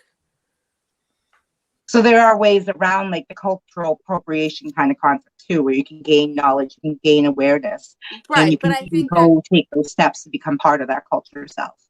I think that comes with part of what a closed practice is, and that you have to be invited in or born into it, which is why. So to spin off of that, what the two of you are discussing right there, so like my perspective in life on this I think is very different from a lot of people, because the religion that I was raised in, Unitarian Universalism, they place a very, very, very, very heavy emphasis on religious education for all of the children. So for my childhood, I actually spent going on field trips to other mosques, temples, religious ceremonies, whatever, and being invited to explore these cultures. And to like, one of my absolute favoriteest memories of doing that was when we as a class were invited to a Hindi Diwali celebration. And everyone that was at the celebration, they were so awesome. They taught us the dances, like they explained what the food was to us. And so like I come from that, where I've been educated on a lot of things, and I sort of understand where sort of my place is in a lot of them. And I feel like a lot of people don't have that knowledge in like the general. Leslie, Yeah, I can imagine somebody. hold on. Oh, sorry. Leslie, did you want to add here? Yeah. So I I tend to take the path of like least harm, and that's not a do no harm kind of Wiccan concept, but that's more along the lines of, because I know some Romani people have said that this is harmful to them, I no longer feel comfortable doing it. Because some Native Americans have said, that smudging things harms them, I will no longer do it. Because some Ojibwe have said using dream catchers, and because some people who practice Vodun and Hoodoo have said that it harms them, I won't do it. It's sort of like, I could, like, there are a group of people who have said that tarot is all right. There are a group of Romanis who have said tarot is all right. But because by not doing it, I'm not doing anything to them, but I'm definitely harming some other people. I think it's really worth taking that consideration.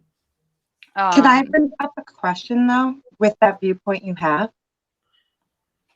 Is that okay? Go ahead, Amy. Can you repeat that? Yeah, I said, can I ask you a question? Sorry, on that thread that you're talking about. So, when you say, like, that does them harm, how, like, I guess my question is, like, did they approach you and say, like, don't do these things, they bother me? Or is this like more of like, you feel like it's a general kind of like, I feel like I shouldn't. I didn't know if it was like a personal or if it was like a general, I guess I was asking. I have been approached on some things. I haven't, practiced everything. Like, I've never practiced hoodoo before, but I have, read a book written by a Mamba within that culture who consulted with her elders and talked on that.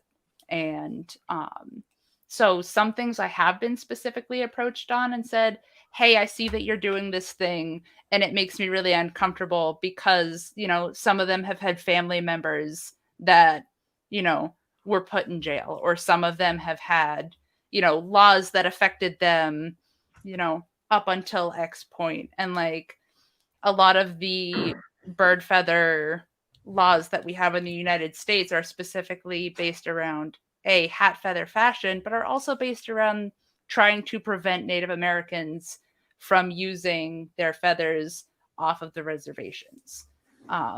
So I think that to also jump off of your point, intention is definitely like a very strong point in this, in that you shouldn't be intending to do harm.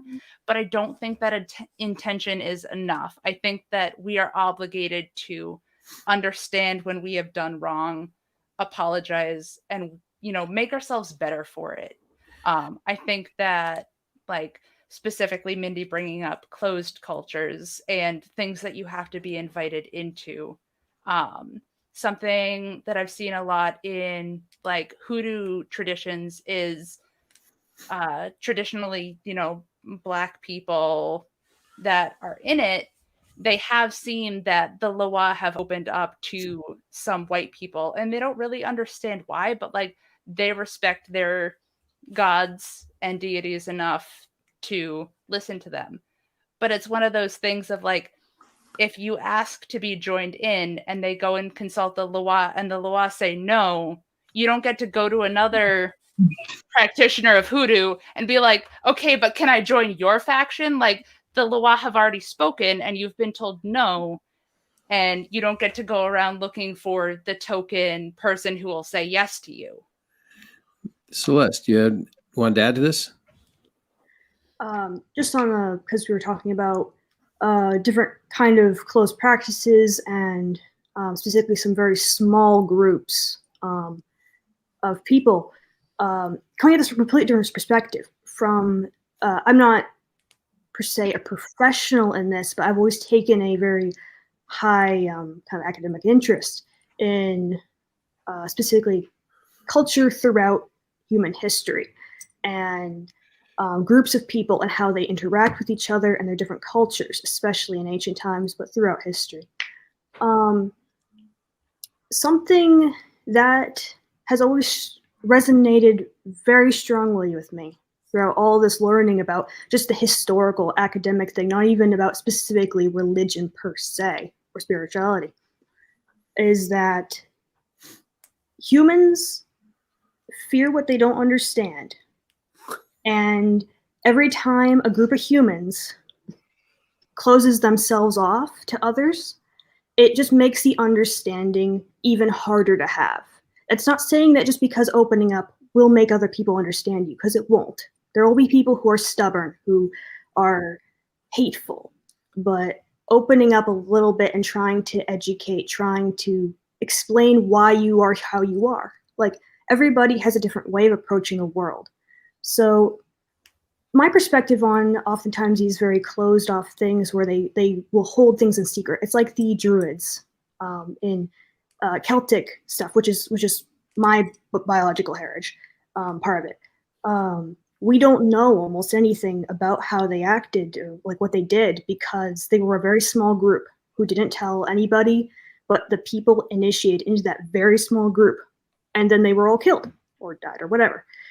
And we lost all that knowledge. There's so much knowledge they had that we lost forever because they were exclusionist, because they were so tightly closed that it's just not out there. We just will never be able to find it again.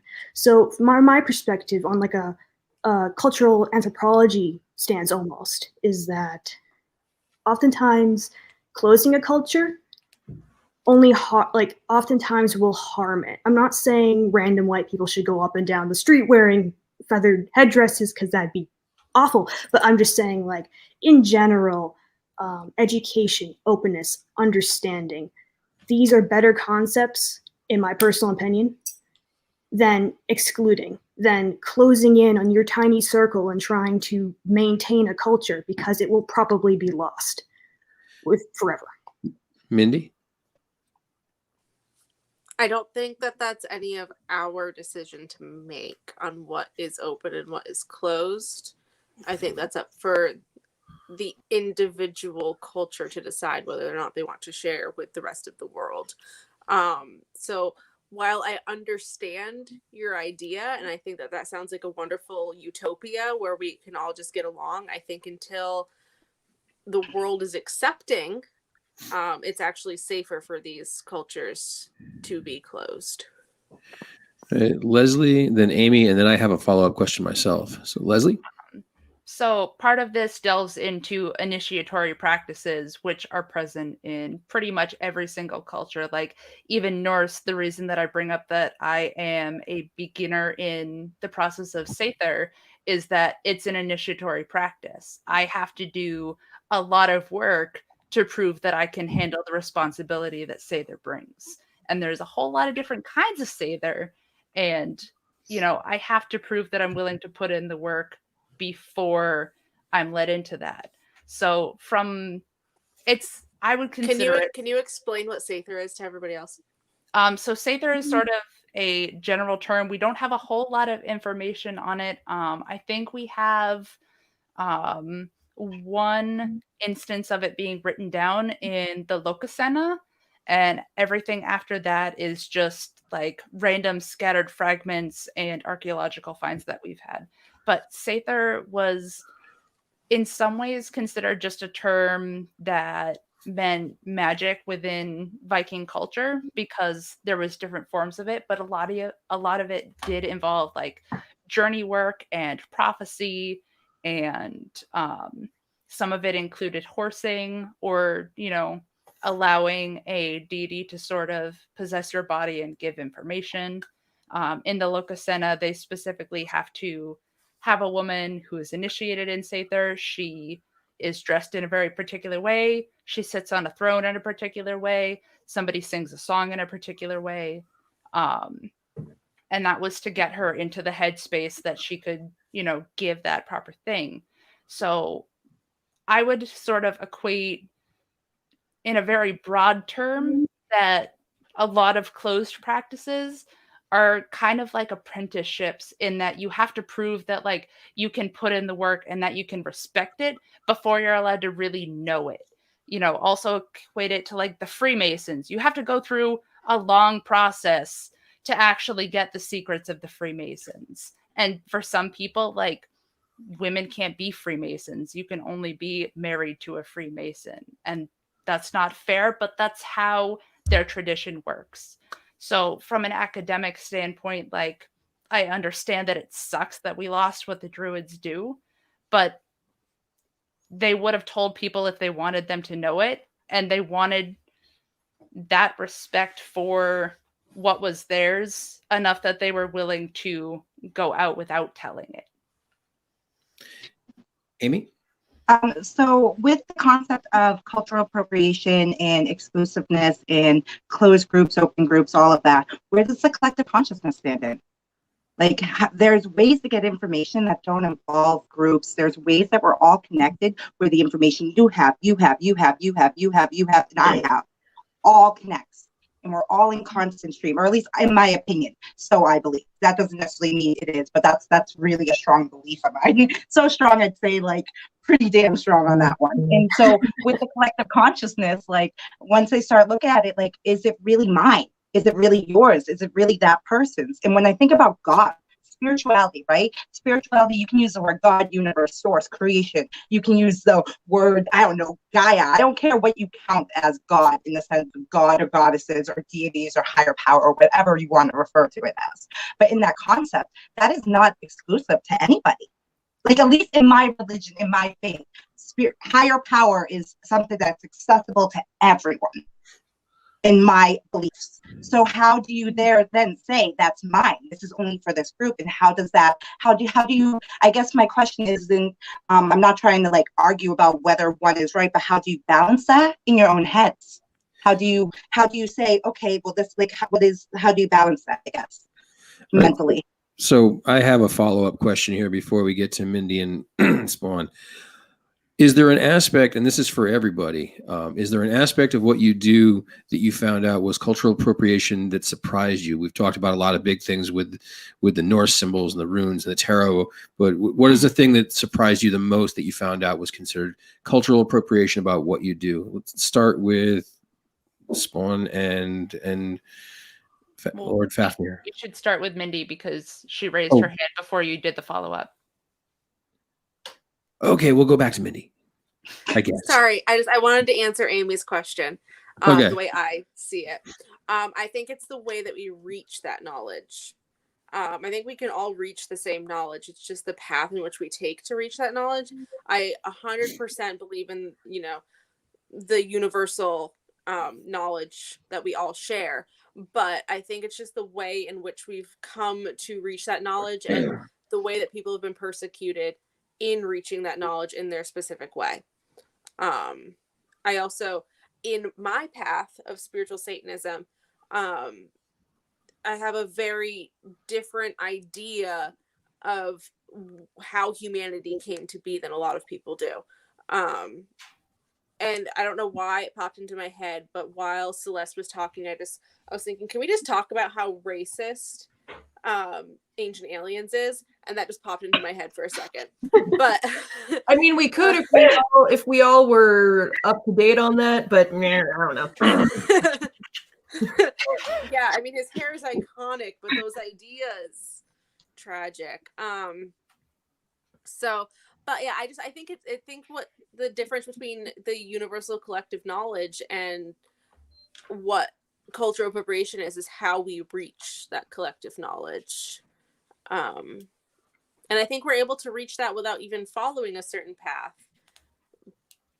But I think the way certain people reach that path is very sacred to them, and that's the tradition that they would like to follow. So I'm not sure, but that's just how I interpreted my answer to your question. Thank you. All right, Spawn was next, and then Leslie. So, first I'm gonna answer both questions. So first for Sound Guy, because that one's shorter.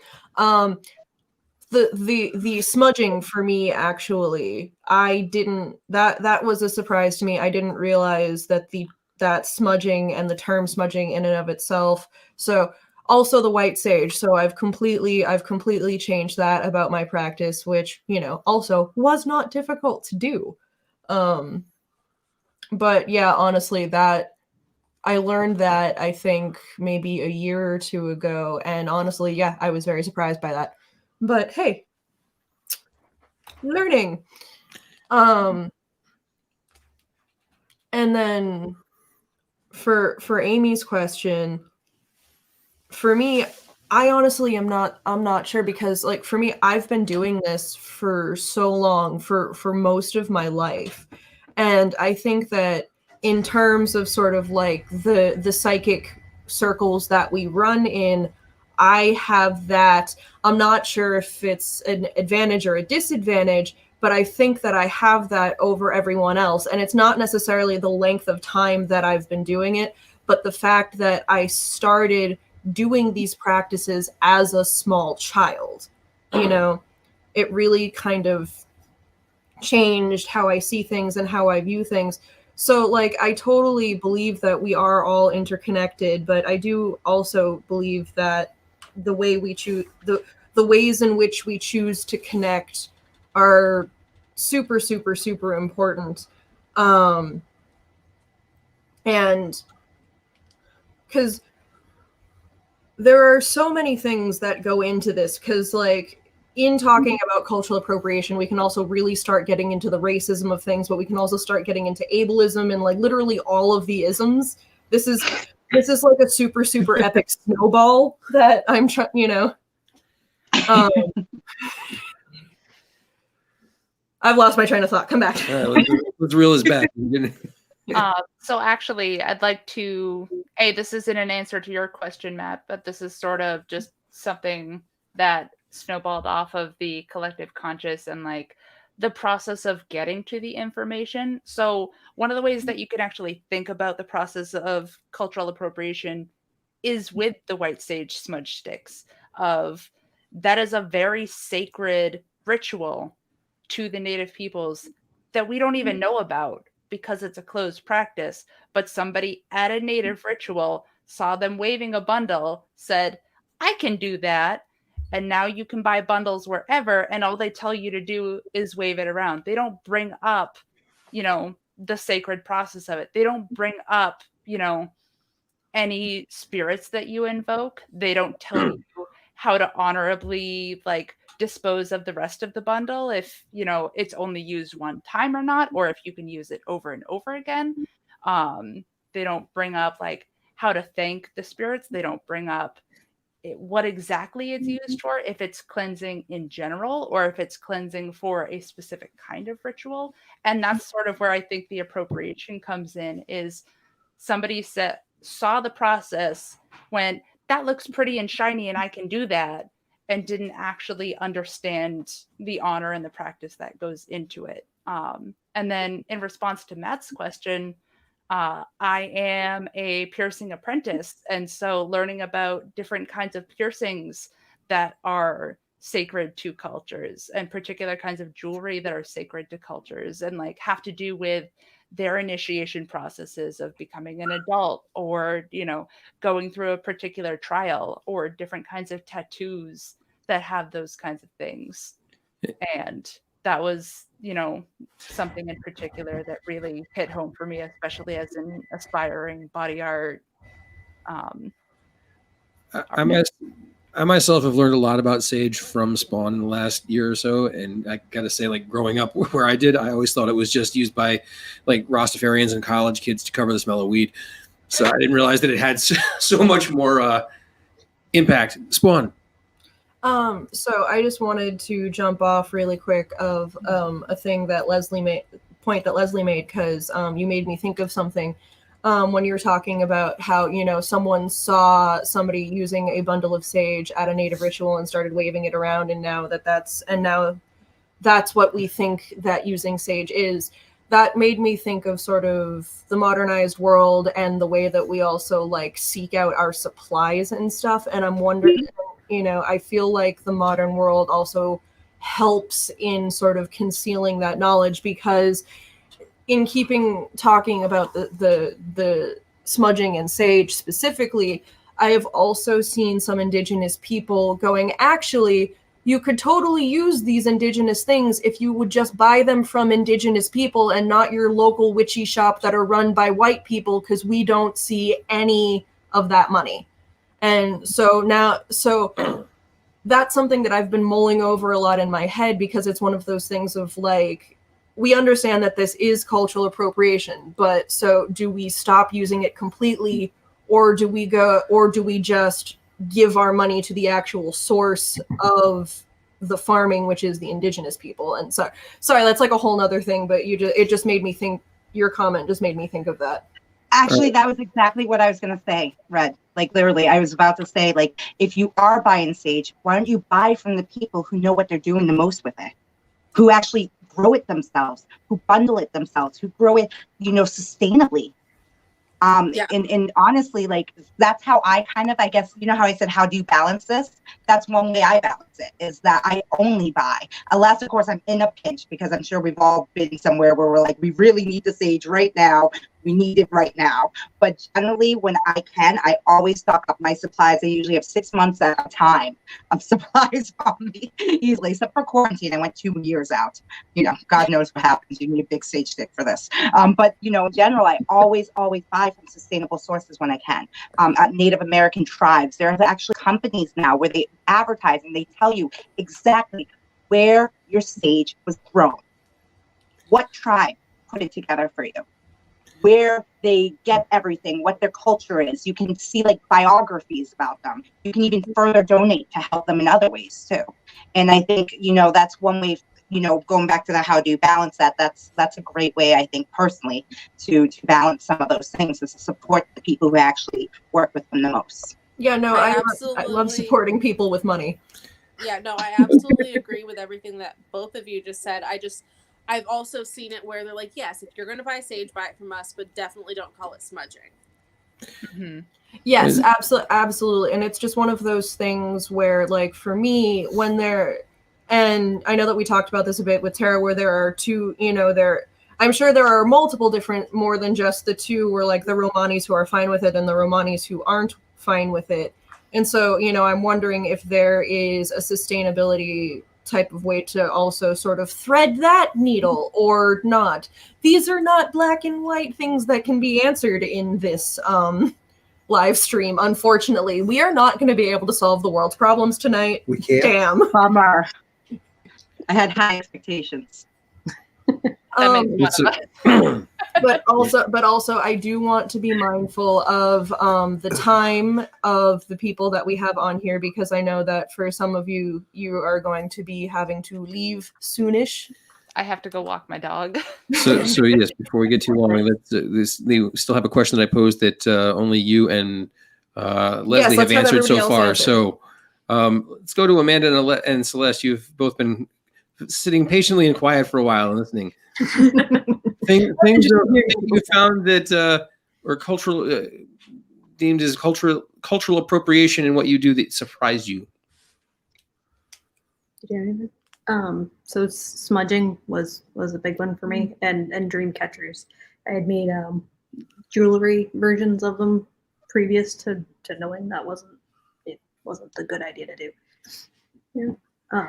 Good. I don't think there's anything new, really. Mm-hmm. Something interesting from how I was raised and how my practices tend to go is I'm a very self-sufficient, I suppose, person or independent person, where I don't really lean into a group for the like I haven't really done too much. Like I wasn't raised with like a coven of witches, and I didn't go to a church. I wasn't part of a group. So I often just did what felt natural to me. Like as a kid, I picked up sticks and I tied things to them, and I didn't know what I was doing, but I was setting intentions into these small bundles of sticks and plants, and I stick them essentially in a sock drawer. And it would make me feel like be able to study better the next day, or I could have better luck if I kept this little bundle of sticks I tied together. So a lot of my personal practices came mostly from me as a child, just doing things spontaneously that felt natural to me. So a lot of what I do, I don't think I've read about other cultures specifically doing exactly what I do things, because I don't really pull from that quite as much. just an interesting, way different perspective because my upbringing has been so weird. Okay. I know, right? Yeah. I also wanted to speak to the whole collective conscious thing that Amy brought up. So I also, like somebody else was saying earlier, belong to some Facebook groups that are, have cultural appropriation as a topic. I mean, topic. Yeah, we all are. Yeah, probably. But I think there's some confusion about what is an acceptable group to be in and what isn't. I don't mean like Facebook group. Like, it seems that some people say that you have to have blood ties to a group. So, if you have some sort of ancestry that's a particular Native American tribe, then it's okay to learn about, try to seek out that. Or if you have Norse lineage, that you should go do that. But then there are other people that seem to indicate that unless you were raised in it, so like what you grew up in, then that's the only thing that you can do. Which in the U.S. generally, like I was raised Catholic, so am I supposed to just stay in the Catholic lane and be happy with that, even though it goes against everything? Yeah. Are you stuck in a purgatory? Am I stuck there? So I think that can be hard to navigate as well. And the other thing is like how if you don't think that just where you grew up in a family then that's your only option. Like how far back can you go?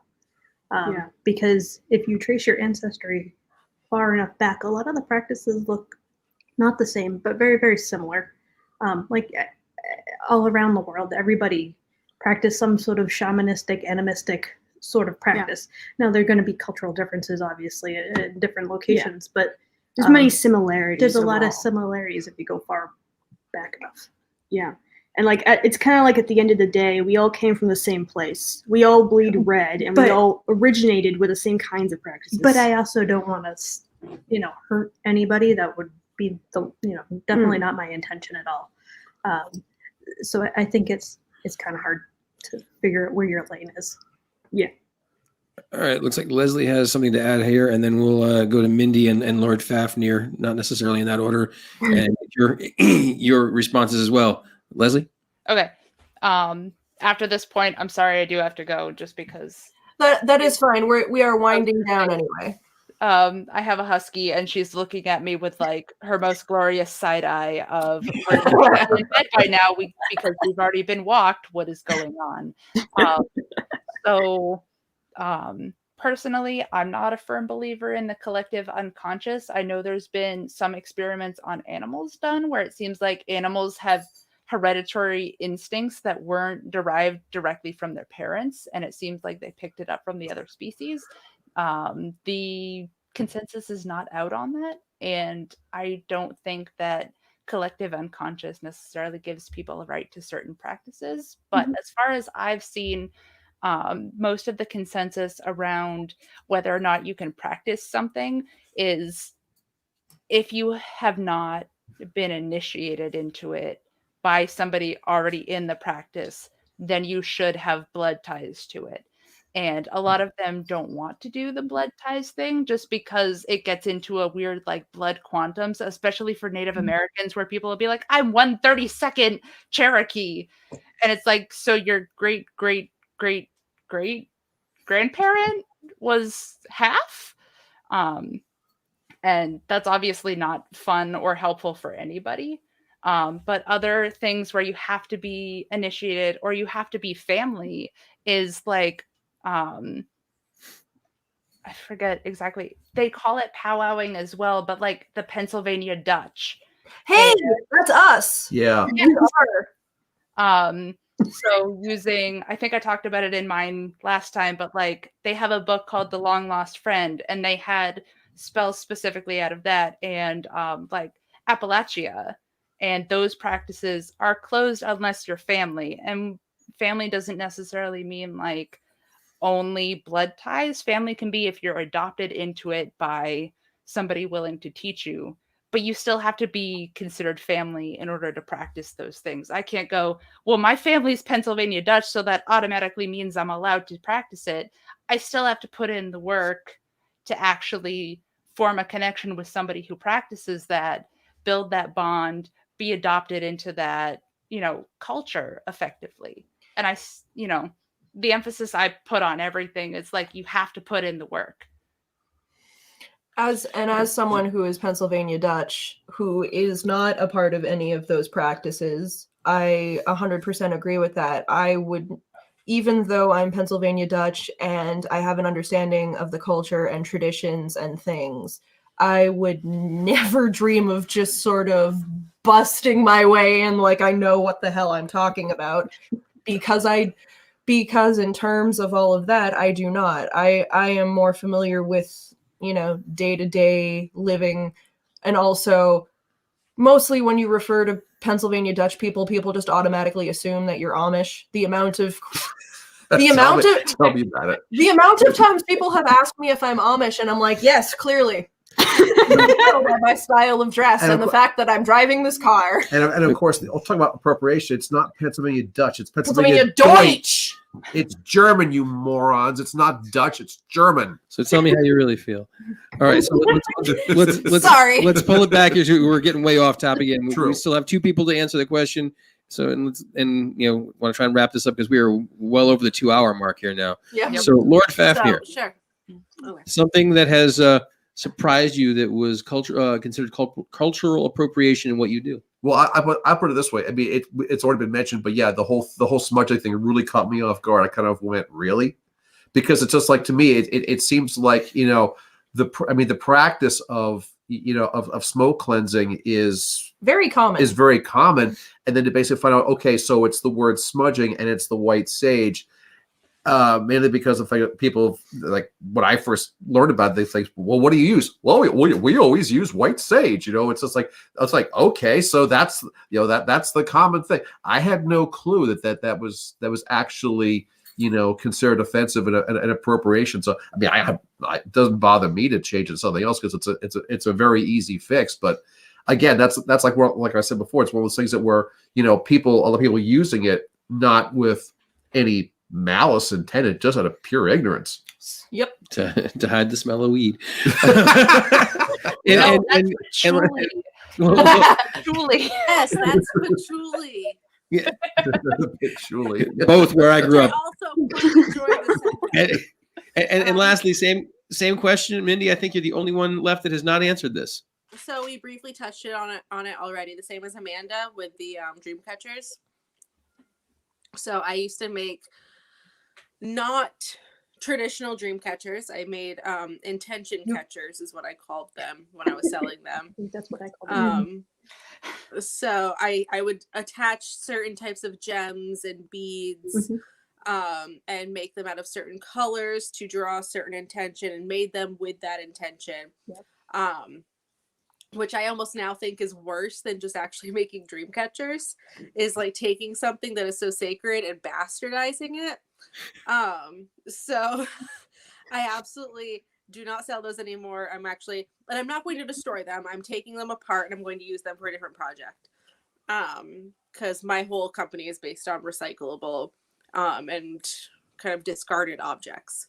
So that also white sage. I've known about it for a while. I don't have much white sage left. I haven't used it. I have a ton of it left, and I have no idea what to do with it. So I think it's fine. I think people would rather it be used and just not be called smudging, which I never did anyway. I always called it smoke cleansing, and I don't know why I never called it smudging. But I think I'm going to use it. I'm definitely not claiming that practice as my own.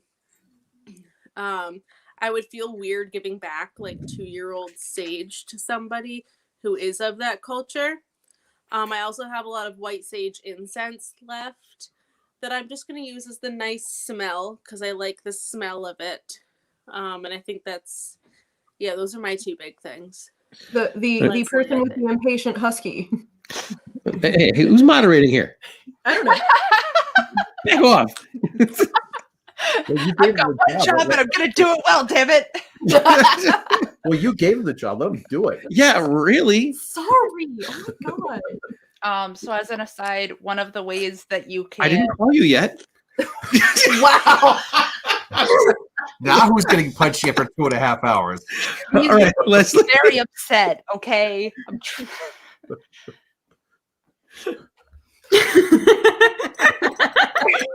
Well, we're Are you waiting. going to call on her? All right, Leslie, would you like to add to this? Calling on me. So as an aside, one of the respectful ways that I've seen to get rid of white sage is to give it back to the earth and to bury it. And then the other thing I was going to bring up, because Mindy brought up dream catchers, is I saw a meme once that was like, white girls will get dream catchers tattooed on them and wonder why bad things happen to them.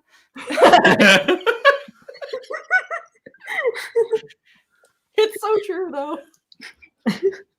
I posted that and somebody commented on the, and they're like, oh shit, my ex had a dream catcher tattoo.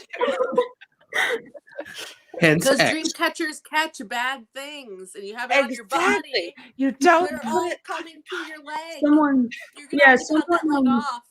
someone we met at a event. He actually, like, he spiritually was also true, but he also he went to great lengths to study like the Norse academically, and specifically the runes. And he liked to tell us this story of he'd like to like see people who walked around with Norse runes tattooed on them. And what was the one lady? There was a lady that had a ring of them around her arm, and she obviously didn't have any idea. She said it was for good luck and prosperity or something like that. But he knows runes, so we looked at it, and it was actually like a not a curse, but it was like a Bad luck kind of thing, basically. like Basically, may you always attract sleazeballs to yeah. get with it. I don't know Norse runes, so I can't tell the story Yeah. perfectly. But basically, she was attracting bad luck, like having the dream catcher she didn't slapped know. on her body because she had no idea. Random Yeah, infertility. so I Yeah, actually, I had a guy who runs one of the fairs that I really like come up to me and ask me to read his runes, and I was like, I don't recognize those. He's like, they're elvish, and I was like, they're not real. I don't know what they mean. I'm sorry. You will need to go find a Tolkien fan. I love Tolkien. I don't know elvish. I'm sorry. And I was like, some of them are literally just identical. Pretty sure you can learn that on Duolingo now. Yeah, actually, Yeah. you could learn Elvish. and Klingon. Klingon. Yes. You can actually look. There is actually the Bible and Lord of the Rings translated into Klingon. All right. With that, Unfortunately, I can only curse. to wrap this up. Let's have Leslie go first, so then she can run away. So yes, we are going to do our last round of commercials for the evening, and then Leslie can run away and walk the impatient dog. And now my cat's bothering me too. They are just all up in you. All right.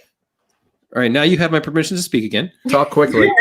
Oh, thank you. All right. So, hi, I'm Leslie. My pronouns are she, her. I have a cat currently in my arms named Voyager, which is kind of funny since we were talking about Klingon, but he's not really named for that. Anyways, I run a all-inclusive, all paths welcome coven, not coven, called Ordo Viatorum. It means Order of the Traveler. People can come in and out of it at their leisure. Solitaries can have a place to get together with community without needing to be 100% part of one all the time. If they're not sure that that's what they want to do or not, you can reach us at all of the things down there.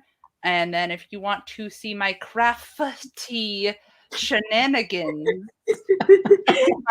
emphasize the F there. Yeah. Ironwood Ways is where I do my clergy services. It's where I do my crafts. It's where we have some runic placards. I work with somebody who does taxidermy. We've also made some of the troll knots that I'm currently wearing right now. I also do rune readings out of there, so contact me at any of those. Or if you are in the New Hampshire area and are following proper COVID protocols, then in the Manchester Mall, there's a craft market, and we have a little booth there, and they sell our stuff inside of the craft market. Ooh, Plus a nice. whole bunch of other independent sellers.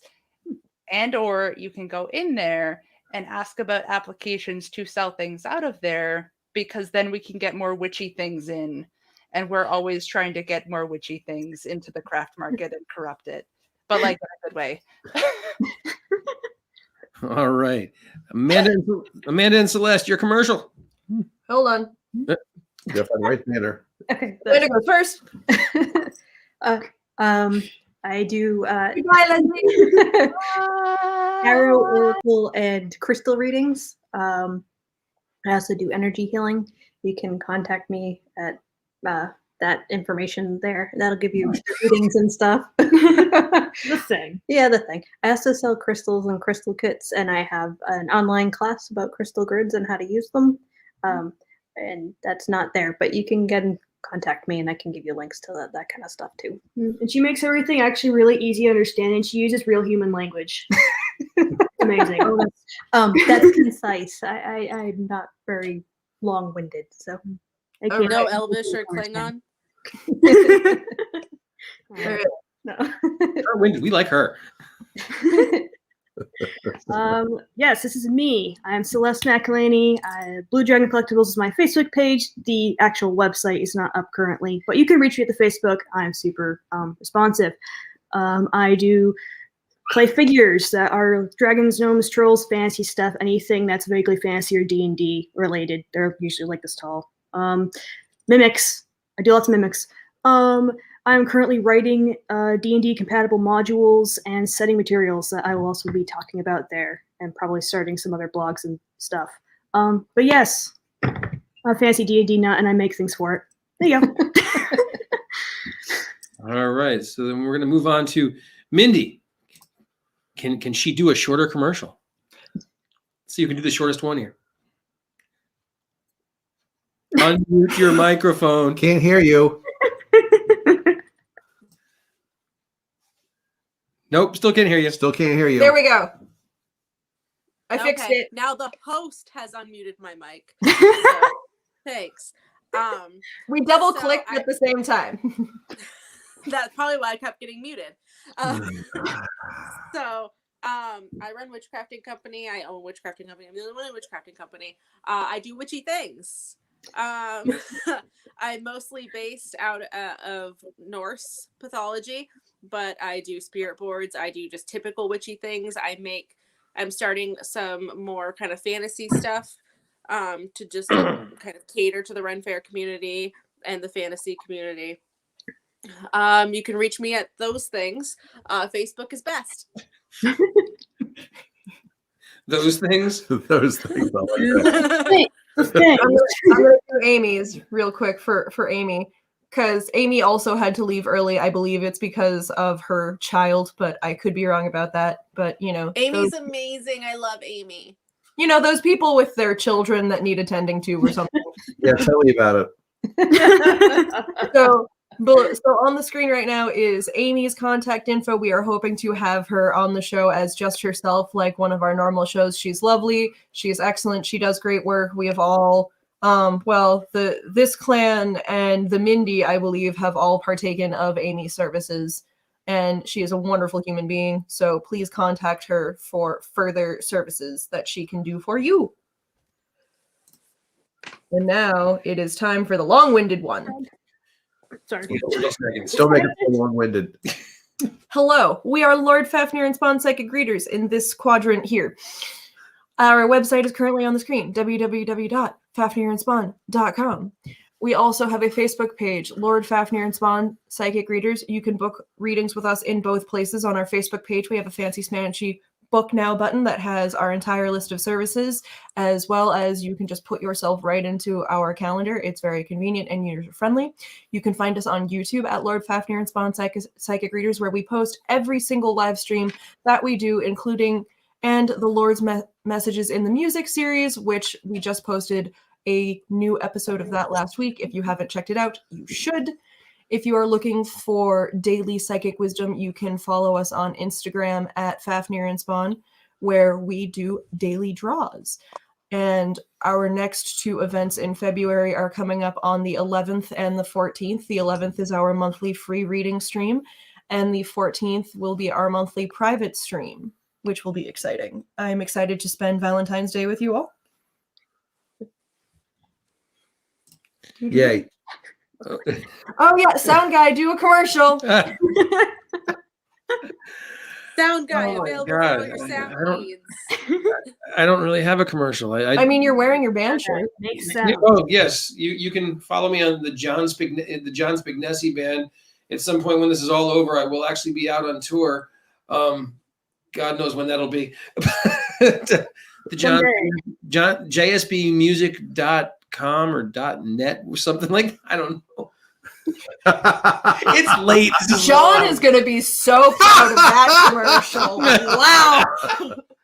If you need lots of happy energy and doggy kisses, Clifford is open for service. Yeah. Yeah.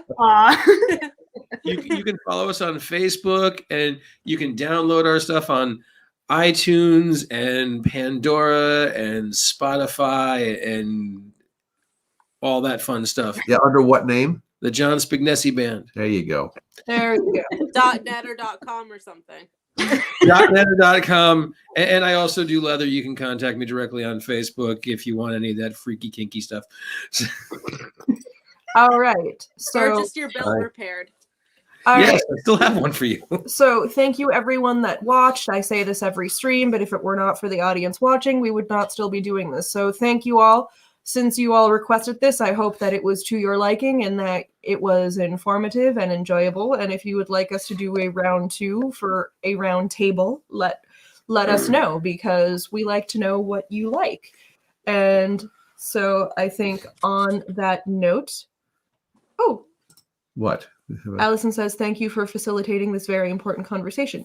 You're welcome. And we are not authorities, and we are not the be-all, end-all. We never will be, but this is important that it does get talked about. Indeed. So, on that note, are we ready for the outro? Yes. Merry meet, merry part, and merry meet again.